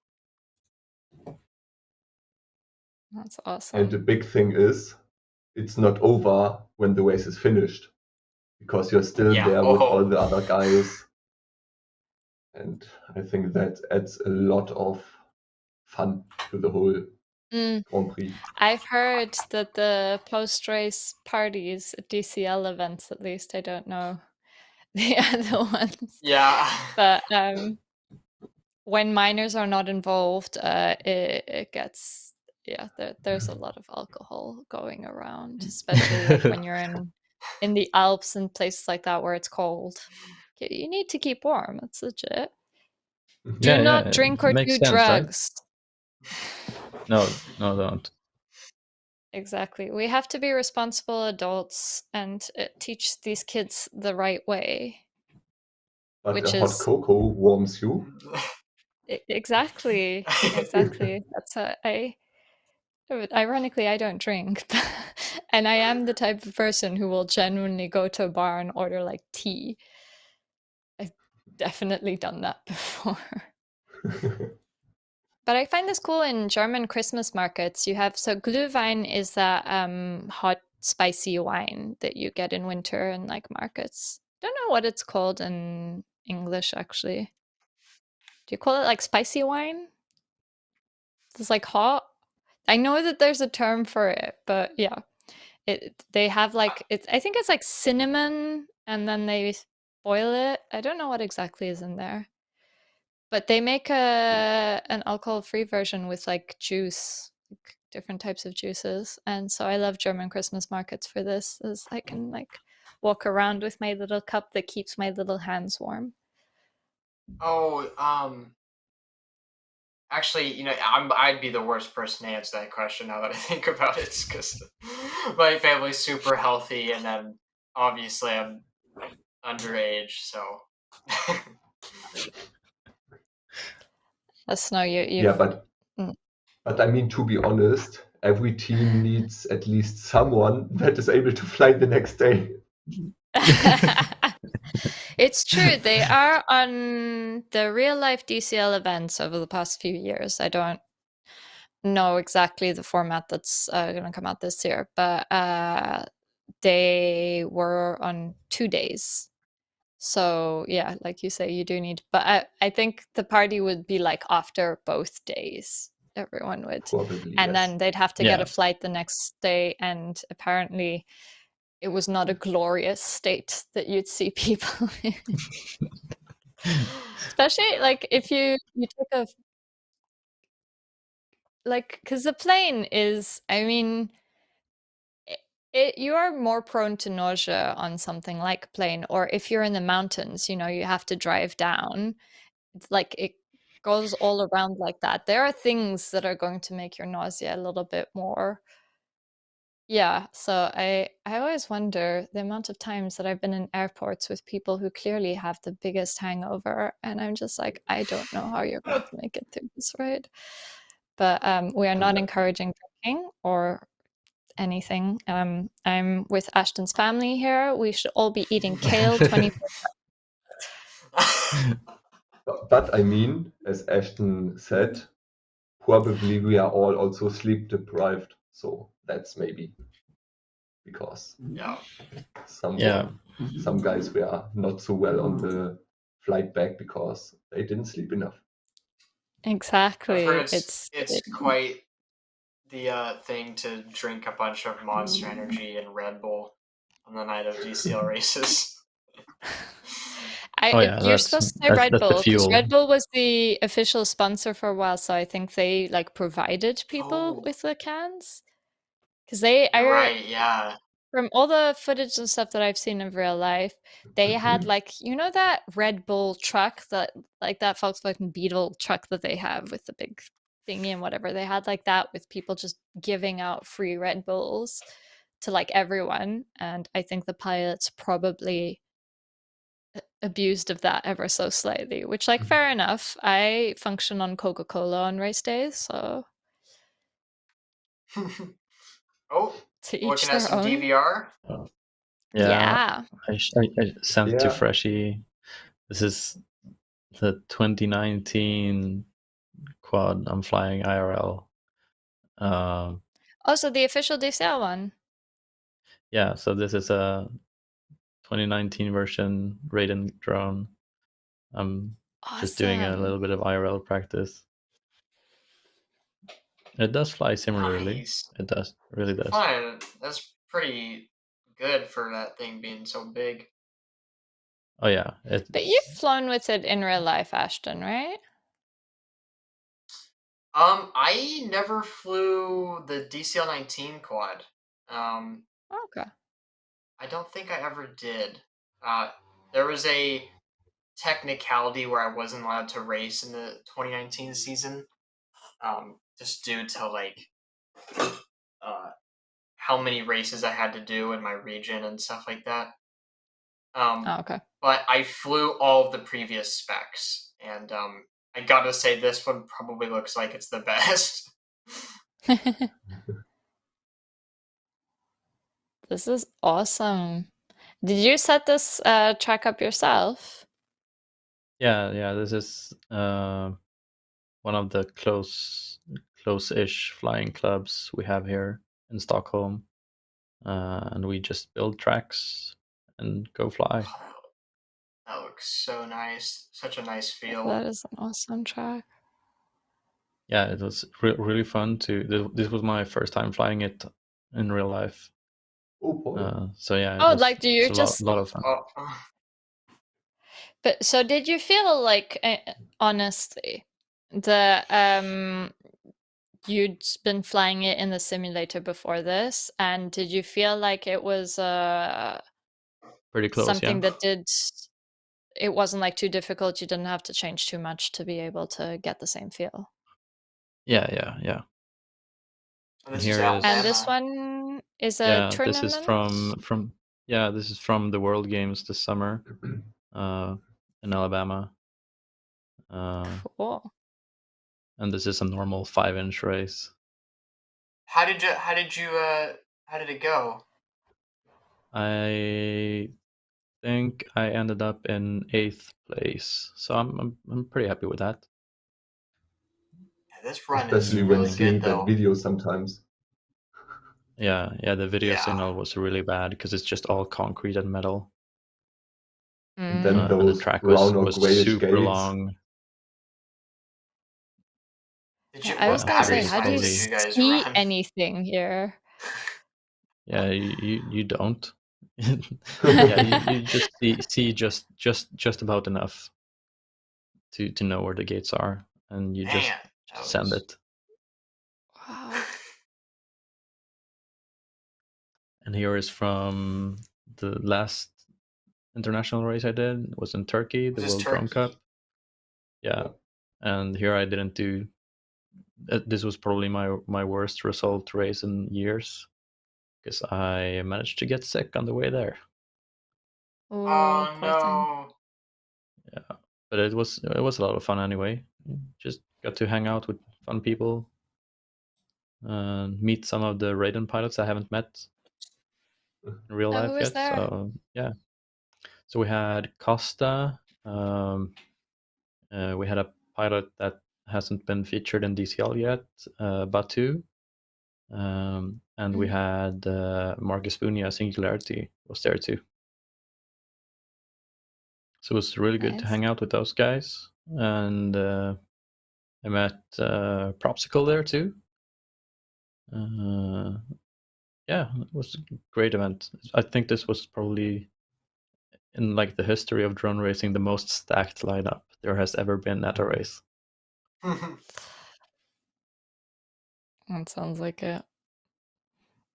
And what's the format of these races? Is it, so obviously they're individual, but is it kind of like an elimination style, or is it just whoever's the fastest wins? So Yeah, this so is the you're big heat doing. of Raiden versus China Dragons, but we'll Oh yeah, comment on it later. Sorry, go. yeah. So in most IRL events, you're doing qualifying, and then you're being seeded into a double elimination bracket. So you're usually 4 pilots in every heat, and the top 2 Mhm. pilots move on to the next bracket, and the bottom 2 go down to the loser bracket. And if you get bottom 2 in the loser bracket, you're out. So you just gotta keep staying in that first or second place all the way up to the finals. And if you have some bad luck, you're going out early, and that's just how it is.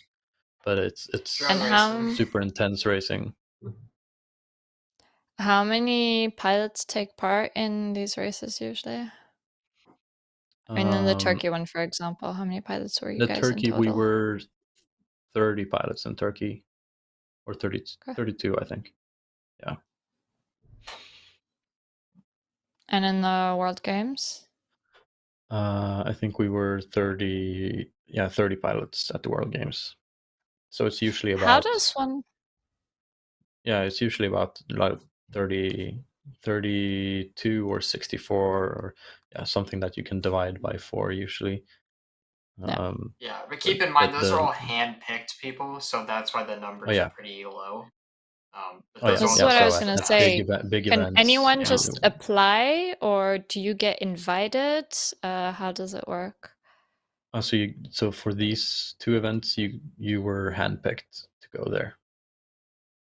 Cool. But then there are other big events that you can just sign up and go to as well. And how does it, like, so obviously you got handpicked to go there. How does that feel? Like, do they just write to you and they're like, "Hey, want to do this? You're like part of the select 30 best pilots in the world," and you're like, "What? Yes." Yeah, it's pretty exciting. Yeah, it's super fun, and you're always super happy when you get picked to do something like that.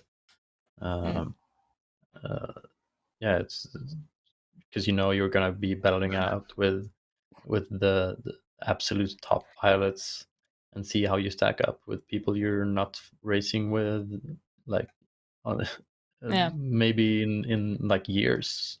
Like some of the pilots at these races I haven't seen in the last 3 years, so it's super fun to just meet everyone again and hang out and race, of course. But yeah. So this is the cat right now. He's down here. That's like my I was dream. living. I mean, honestly, to be a cat, it must be such a difficult life. But what I do really love, and that I feel in my soul, is if you look at your pants, the amount of, or trousers, whatever country you're in, the amount of cat hair that's on there is just something that I feel deeply in my soul, because my fiance, he has like, well, we technically have a bunch of lint rollers. Those are the sticky things that you roll on clothes to get rid of like excess fur and things like that. Where I used to do that, and then I got to the point where I was like, my cats sit on the laundry, like as I'm taking it off. And at this point, like if I start lint rolling everything, I just gave up, and I'm like, people know There's I'm a no crazy end. cat lady anyway.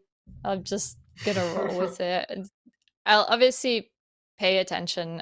If I know that I'm meeting people with allergies, etc., obviously I'll make an effort. But so Ashton, if ever we meet, I'm gonna make sure to have lint rolled my clothes before. Oh, it's okay. I go to a cousin's house, and she has 3 cats, and so I cuddle with them, but I gotta take the overwhelming sniffles and sneezing, it's worth it. This was always my mom's thinking. She's allergic to cats, but she always had cats because she was like, yeah, for the joy they bring. Oh yeah. Yeah, Like, I've yeah. heard you can get over it if you are exposed to it like every single Yeah. day. But I don't know if that's true, and I've been trying to convince my parents to get us a cat, but they don't they don't agree with that. So one day. There There are are a few also things. But did yeah, you there are ask your also dog breeds. if it would be okay? Oh no. The dog will comply. She loves cats. She was raised with 2 kittens. Okay. So like she Amazing. really thinks she's a cat. Like she'll just jump on you even though she was just this big loaf. And she thinks she's this tiny little thing, and she's not. My dad has I think it's a German Shepherd. I don't know dogs very well, to be honest. And that dog came when she was a puppy. There were like a bunch of cats already in the house, and she was a puppy, so the cats just like explained to her exactly how this was going to function. And so she had a lot of very cat-like behavior and still kind of kept it, which is like, I'm not a dog person, but she's actually quite cute sometimes when she's like a cat. But the question about desensitivity to allergies, yes and no. Like an allergy, I mean, medical experts, if any of you are medical experts in the Twitch chat, please correct me. But from my understanding, an allergy will never like go away. But if you kind of progressively expose yourself to whatever you're allergic to, you will be less reactive. That doesn't mean that you won't be reactive at all. A lot of people I know who are allergic, like if I take the instance of my mom, there were rules in the house. The cats couldn't sleep on her bed and things like that in order to ensure these were outdoor cats, so they didn't spend too much time indoors, so it allowed for it all to breathe, etc. But like Longcat was saying, there are a few cat breeds who are hypoallergenic. So I know about Siamese cats. I know there are others. You have those naked cats as well. They have no fur, It's like so sphinxes. yeah. But it's, I mean, stuff you can research, but it is doable if you have a cat allergy, and I think this is applicable to dogs, rabbits, and other pets, to be able to live with them. But there needs to be a combination of ensuring that they're not allowed in certain places, the bed being the most important one. And also you will probably have to take antihistamines and things like that every now and then when it does flare up. But yeah, so if ever anyone wants to get a cat but is afraid because of allergies, Google it and don't listen to me because I may be giving really terrible advice right now. Real And you quickly while might we're on the not have to topic settle of for a naked one. well, while we're on the topic of pets, I just want to show a photo of my dog when she was a baby. So here's what she looks like now. Aw. And Oh, bless. when she was actually, should I just put it in the chat so it could be full screen? Or I'll show it. Okay, I'll send it in the chat. But she was a little puffball. That's that's the best way I can describe it. Here you go. I sent it. We shall see. Oh, that is so precious. Oh, that's a little ball of fluff. Look at how small it is. It's so fluffy. I'm guessing you guys have all seen Despicable Me, but I quite often go back to the scene of the one little girl who wins a unicorn, and she's like, "It's so fluffy, I'm gonna die." Or that is an accurate representation of that. Yeah. She The Twitch she was chat such a seems funny to agree. little Little funny dog. Oh, Longcat sent that GIF. Yeah. Oh yeah. Oh, look at her little face. Do you have any pets, Cr3at0rgamer? I would actually really love to have a dog, but right now I'm living with 3 other persons together, Oh and yeah, when you were our siblings. landlord doesn't allow it. Mm. So maybe I when I know that move. feeling. A classic. If you haven't seen Despicable Me, I would really advise it. It's a really fun movie, like for all Was that- It is. ages. Was that popular outside of the US? Yeah, it got Yeah. I mean, Wow. the whole Minions movement became a massive thing, Okay. Dang. and It's Despicable pretty Me big is. here, but it's not that big. No, no, it's. I mean, I don't know about Sweden, but I kind of follow general pop culture type stuff, and it's always referenced. It's just like a sweet movie with the right messages, and just the minions are amazing.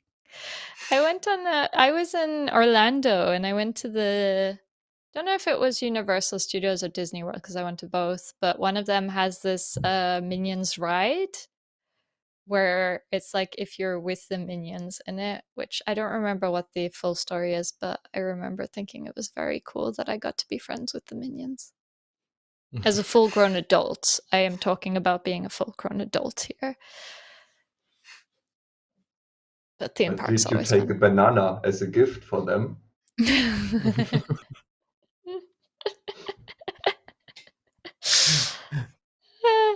No, I did not. Cool. Does anyone have questions that are like maybe a little bit drone related for the pilots? I have a few, but like I got Twitch one chat that go can set wild. us on a good track. One thing I ask every single time we do something like this is, where does everyone get their drone names? That's a so, great one. I'm sure we can guess what Longcat's is, but he can give us the full story. But mine, if you're curious, there was this game I used to play when I was really little. It was called Skylanders, and my favorite character, like this was when I was like 7 or 6. My favorite character's name was Drobot, and it was just like this. It was like a robot dragon or something like that, and it was like my gamer tag for the longest time. And then when we did my first real race, we didn't. That wasn't really like, we didn't know that was a thing. Like you had to have a pilot name. And I just remember they asked what my pilot name was, and my dad, without thinking twice, was Drobot. And I never knew that. And then the next race was like, oh, my racing name is Drobot. Oh, that's cool. And I just stuck with that. Yeah, for me it was just like when playing online games back in the day, you also had to have a name, and Lucas was most of the times just already used, and putting some numbers behind it, like Stardust.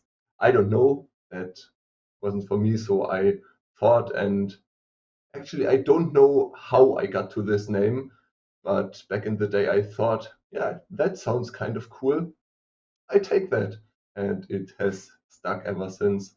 So sadly, no good background story there. It's okay. I always thought your name is really cool. Is there a reason you stylized it though? Because like you put the 3 instead of the E and the 0 instead of the O. Was that just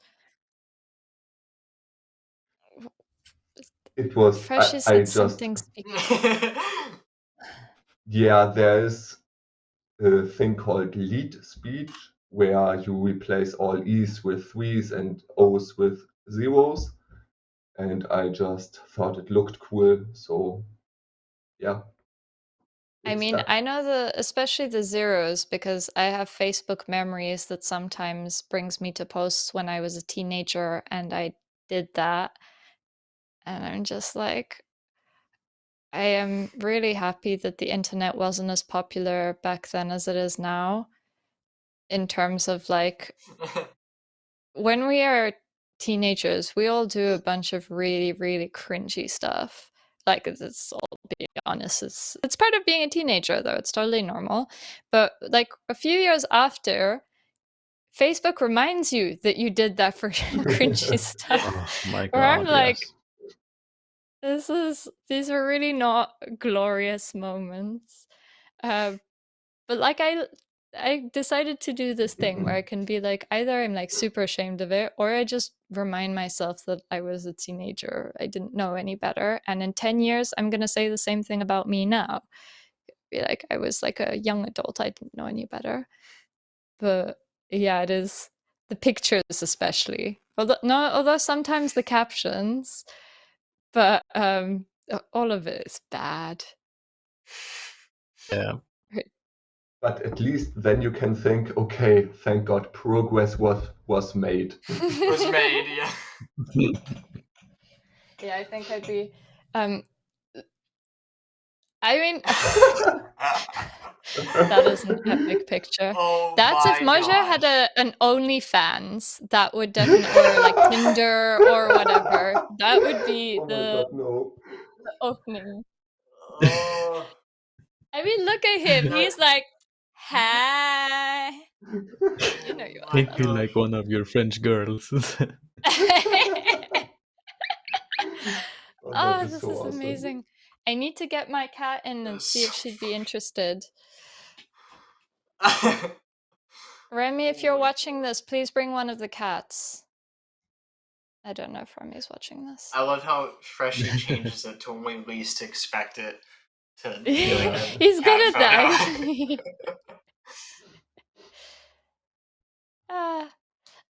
There was a guy in the chat, ZXX Wolfie XXZ. Oh my god, Remy actually listened.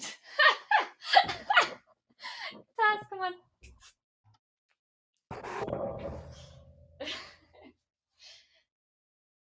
Oh. Okay, Freshie, can you show the picture of the other cat again, please?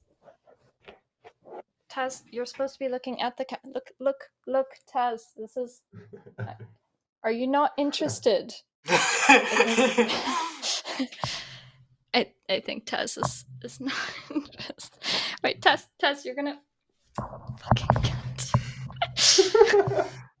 Photo. Was your cat doing that right now, or was that something? No, that's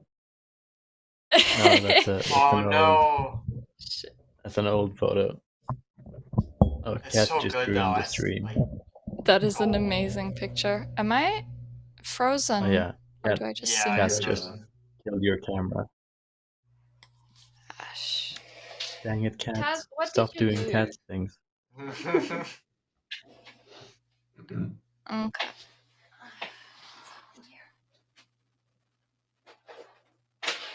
Well, while we're waiting, you guys are all hyped for real life, I'm sure.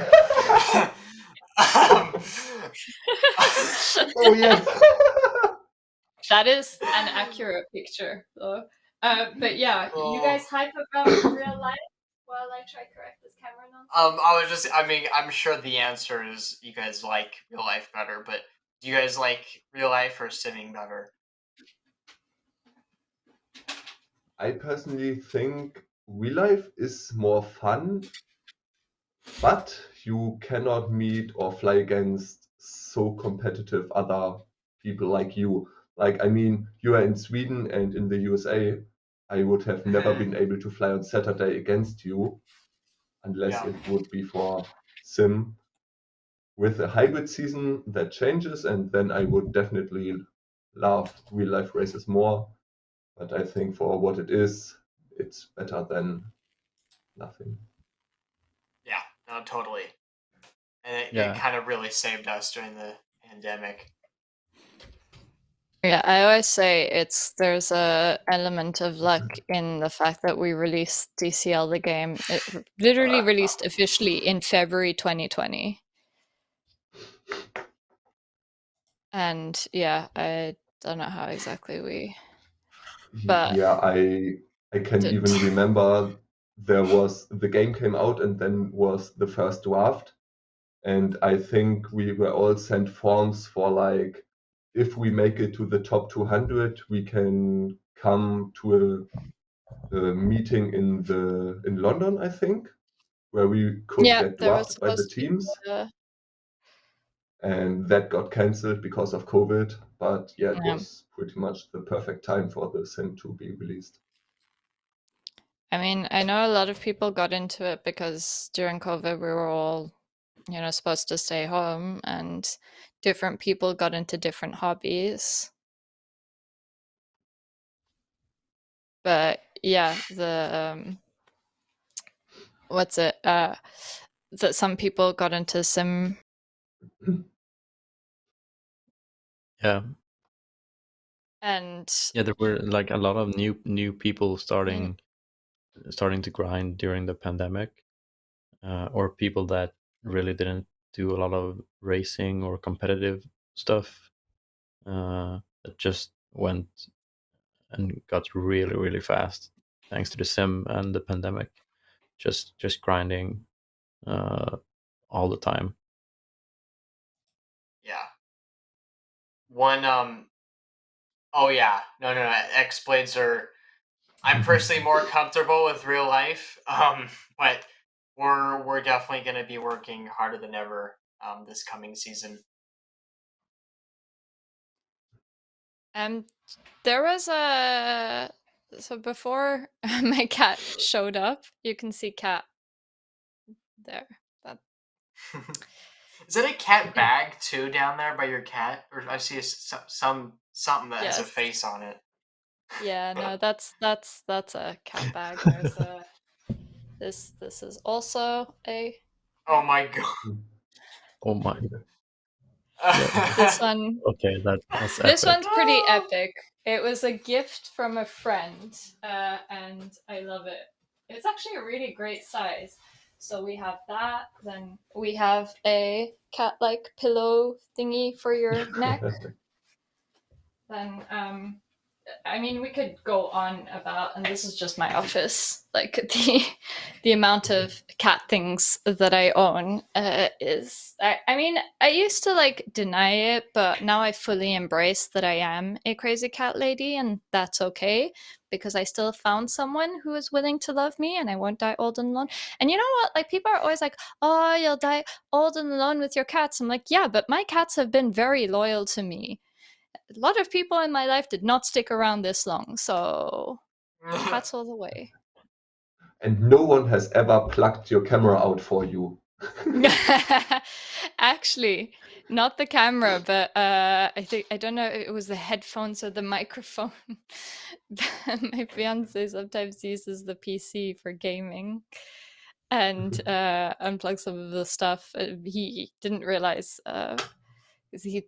I think he thought he'd replugged everything, and there was just one thing I think that wasn't like fully in or something, and I couldn't figure out what it was because there are so many cables.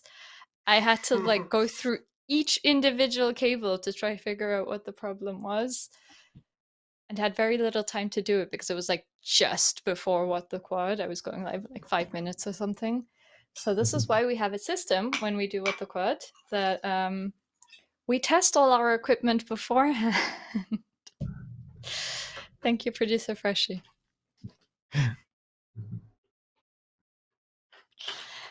The other question that quite often comes up. Oh yeah, I was supposed to answer someone in the comments who's new. Does one of you want to explain a little bit more about drone/FPV racing, kind of what that is, and Yeah, how you got into it as well whilst we're at it? So, Oh, are we watching the okay, so China what? Dragon? Okay, Yeah, go. okay. So Sorry. Go this for it, will Drobot. help explain it. So basically, we take drones, and we put cameras on them, and then we use goggles they're like VR goggles to basically get that feed transmitted straight to us, and so that's called FPV, which stands for first person view. So basically, yeah. Lucas is showing that's what one of the 5 inches look like. They're really tiny, but they can go like insanely fast.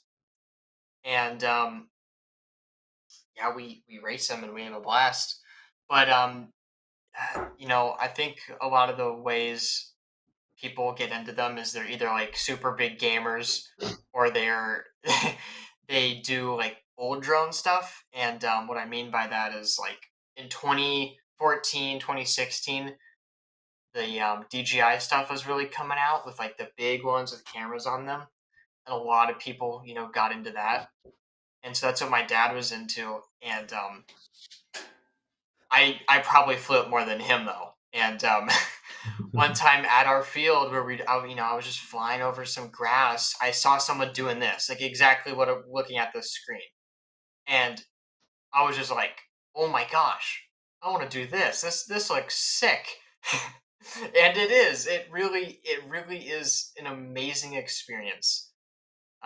Racing. I mean, you're never gonna get this anywhere else when you're going from 0 to 100 in a second, and it's real life essentially. You're just looking through the feet of someone else.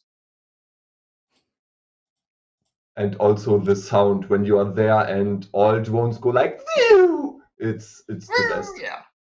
It's been really. described as like Star Wars pod racing, and another like TIE fighters.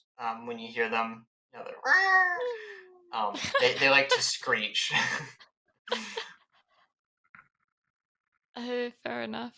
Unless you have a broken prop, then it's like more a bumblebee. Yeah. What would it sound like? Can you make the noise? With a broken prop. No. But what does a bumblebee sound like? It's not a pleasant sound. It's really not a pleasant sound at all. And if you hear most of that, us- you're like, dude, you should probably land. Yeah, because you If you risk don't, the drone. soon Like, you're going to, because you're gonna burn a motor or an ESC. yeah, you can really easily do that. So you hear that sound, it's a no bueno. You just kill it immediately. At least for me.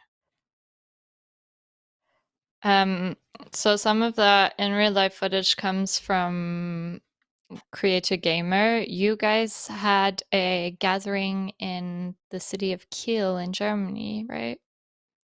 Yes, exactly. It was over 4 days over the weekend, and we had one holiday day. So everyone arrived on Thursday from all over Germany. Also Star, my team captain, and Quaisen from SSX, Lukas Böhm. And yeah, we basically flew every day we could.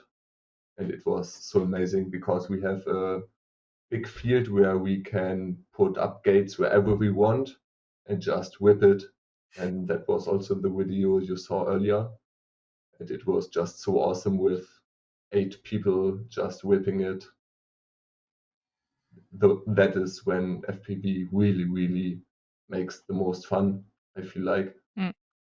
The sim is super, but ripping with friends in real life is just another level. Yeah, totally.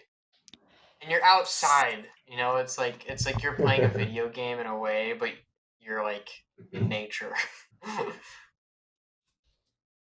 Heck That's yeah. I mean, I know every sim has their own kind of version of drone racing, but one thing I do really appreciate in DCL are the environments, because they replicate like quite iconic locations, and yeah, a lot of it is outdoors, and so when you're not allowed outdoors, it's quite cool to like, oh, walking around, flying around a castle.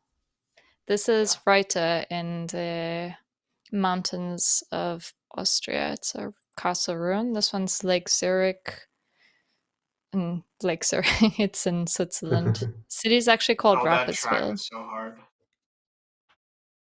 Which did you find Wait. this year? I know you didn't all fly all the different tracks environments this year, but which one was the most challenging that you remember, at least from this year? year.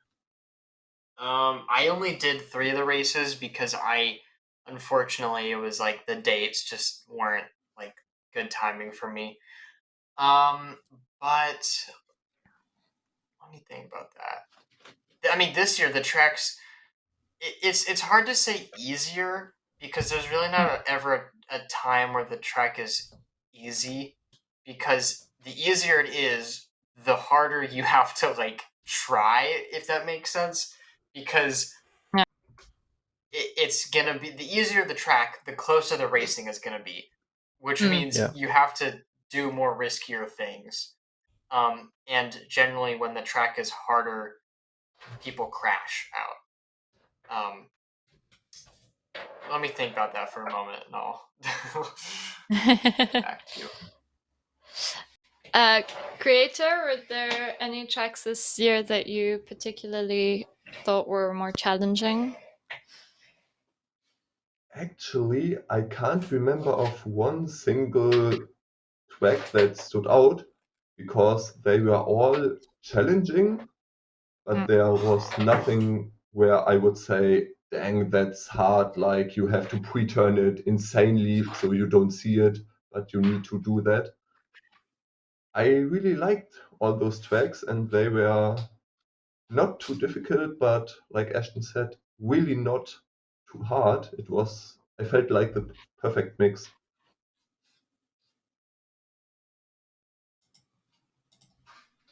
Oh, You have a fan, Drobot. oh no! I know who that is too, so that's why I'm laughing. It's not a stalker person, right? It's a person who's like. Yes, yeah. Should we be worried? No, Oh, okay. you shouldn't worried. Are they at your Except school I can because see. you're at that school? I hope not. But yeah. We actually, one time in school, my teacher let me play one of, like, we had a downtime for whatever reason for like 2 hours, and we played almost all of the Liechtenstein race in school. It was great. Everybody loved it. That's so Oh, that's cool. cool. Yeah, I wish I had photos of that, but I'm gonna have to challenge you on that, Longcat. I am the biggest cat Okay. Yeah. fan. Saw that one coming. I really think it's difficult to outcap me. I Yeah. have a few friends that I know through cat networks, and that is why they outcap me. But I would live in a cat sanctuary, but Remy isn't. Like, he's like, no, we should have like a life and not just cats. I'm like, why not? Anyway, sorry, Drobot. It's really cool that your teacher allowed you guys to watch the race, because like I always find these races, I know a lot of people come in not necessarily because we get promoted on various places, and people who aren't following us or who don't know what drone racing is kind of happen upon it, and it's really easy to get into, I found, because when I came to DCL I didn't actually know like anything about drone racing, and I don't know, I watched my first drone Grand Prix and I was like, oh, this is actually like really suspense and like full of drama, and it's awesome. yeah. But yeah, that's thanks to you guys all being on your A game all the time. We did have a last question. I think it's to make people feel better about their level. How long have you guys been racing? Like, what kind of times do you have to put in to become a pro? Yeah, so I've been racing since 2017, I think. Or no, wait, no, not racing. But I've been flying since 2017. maybe did one race just for fun. But actual racing I started in 2018, so it's been almost 3 years now. Oh, you're Yeah, quite 4 years. a. 4 I always years. forget Yeah, that 4 years. you're relatively new to the drone scene. You just, I don't know, you have like a aisance. It just seems like you're so natural when you're flying, that you've been doing this since forever, and I always find that fascinating. But like in drone time, I mean that's pretty much forever. Like there are some people that's been going at it since maybe 2015, but earlier than that, there was basically nothing no racing or anything. The entire FPV scene is pretty much started in 2015 or something like that. At least with drones. So like compared to most people flying today, I'm still one of the guys that's been keeping up for a long time. Like in Sweden, there's very, very few people that's been flying for longer than me. Okay. And do you know roughly how many hours you have clocked in DCL the game? I actually don't have that much compared to a lot of the other people. I think I'm at maybe below 600 hours. But I know some people are way past 1,000 hours. That's Yeah, I'm about rolling up on 600 pretty soon. Yeah, that's about the same as me. And 570 hours. Oh wow, I wow. have 567. That's pretty funny. Ooh, That's pretty close. Ashton, you need to fly 3 more hours so that you catch up. I know. I actually just recently, I don't know why it took me 500 hours, but I finally technically beat the game and got all of the achievements. Oh. It only took me 2 years in 560 hours, but we did it. I mean, there's hope for everyone, I guess. I still have 8 achievements to go, apparently. I don't even Yeah, know you gotta what the really. achievements are. A lot of them have to do with flying the heavyweight and lightweight quads. And then you have to pick a drone and fly that same one for 100 hours in a row. And if you change it, it resets the timer.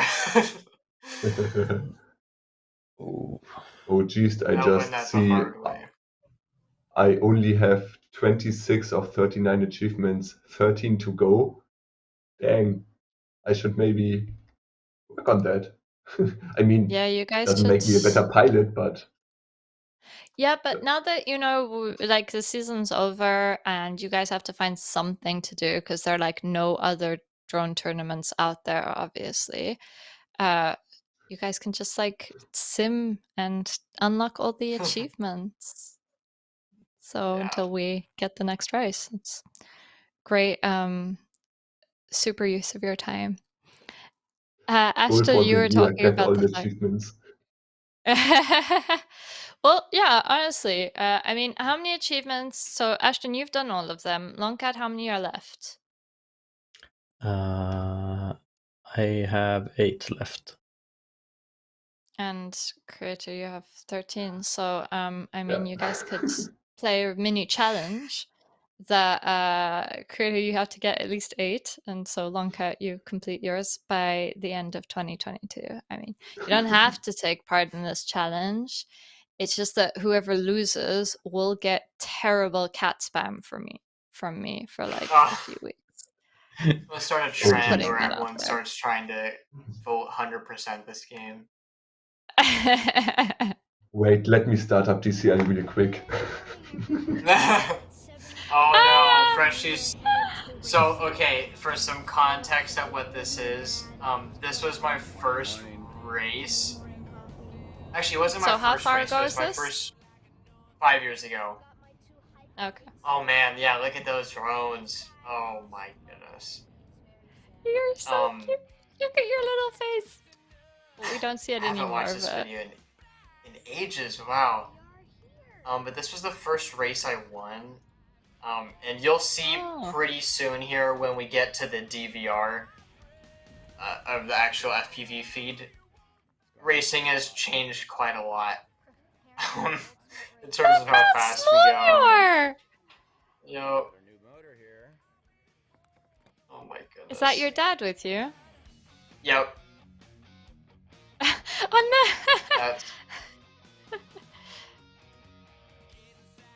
So for 1-2, you're gonna see I had parking lines in my video, and I don't know why I thought it was good, but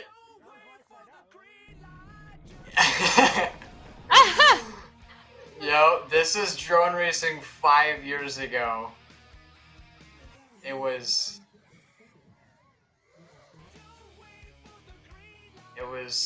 I love the choice of music. This is actually my dad used to manage a band, and this was their music. I was gonna say this is very quick shout out to Winchester Rebels.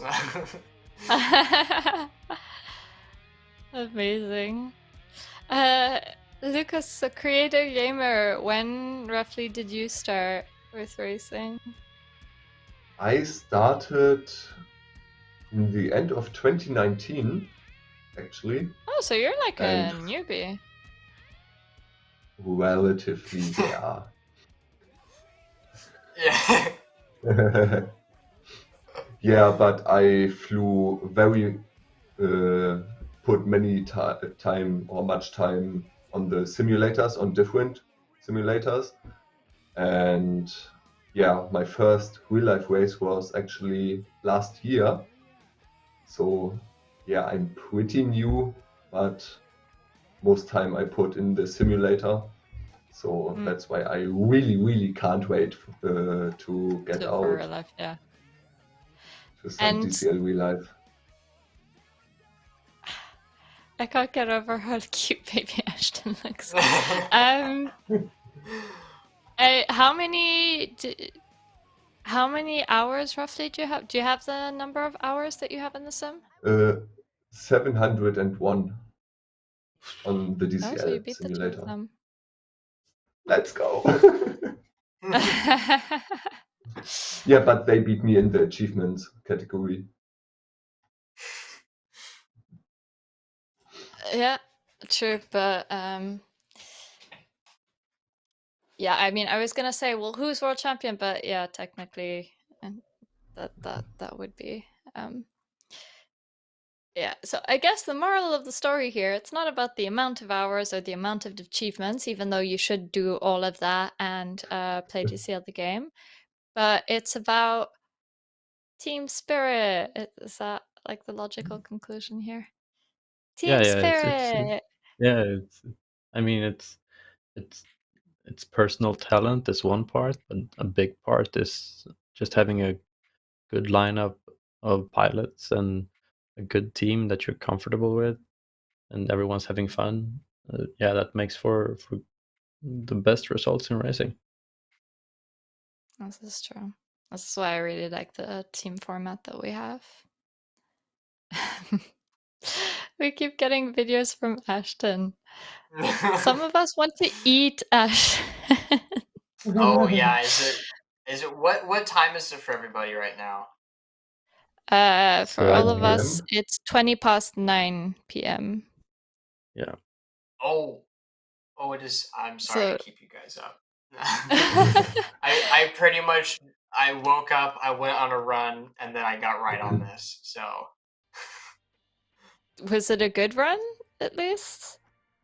Yeah, I started running like every morning, and like a mile or two, and it, I don't know, makes my day nicer. God, your family must be so proud. Like, look at you, you're like running. I think if I ran like 10 meters, my parents would be like, are you okay? Did someone else get in your body? Shout out to my mom, who, I don't know if she's watching, but you know, thank you for trying to make me a better person. And sorry that you keep taking the time and I'm clearly just not listening to any of it.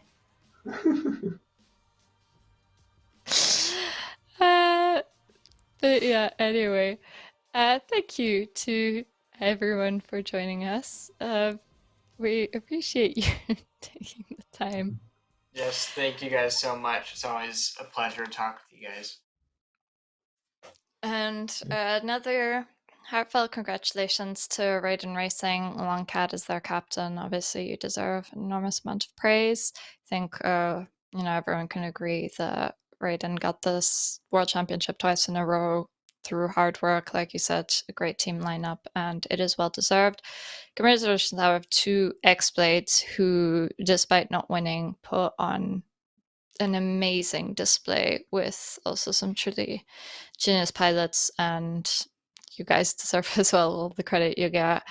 And Cr3at0rgamer, China Dragons. Unfortunately, you didn't get that third spot, but you came close and you didn't go down without a fight, and that is also very much admirable, especially if you consider, the history of DCL, China Dragons was not like the best performer, and in 2022, I think you got to 2 small finals or 3 small finals, one of which you won. Actually, You not guys have sure had if we got to 2 or 3, but we won against Spain Drone Team and got third ones, yes. Yeah.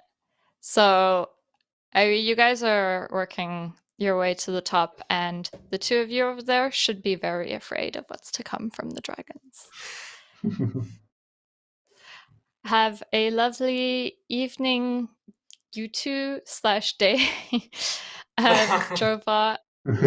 And thank you to the Twitch chat again for being with us. We obviously always appreciate you guys watching, and have a nice day, night, morning, whatever time it is in your head. Peace out. Bye.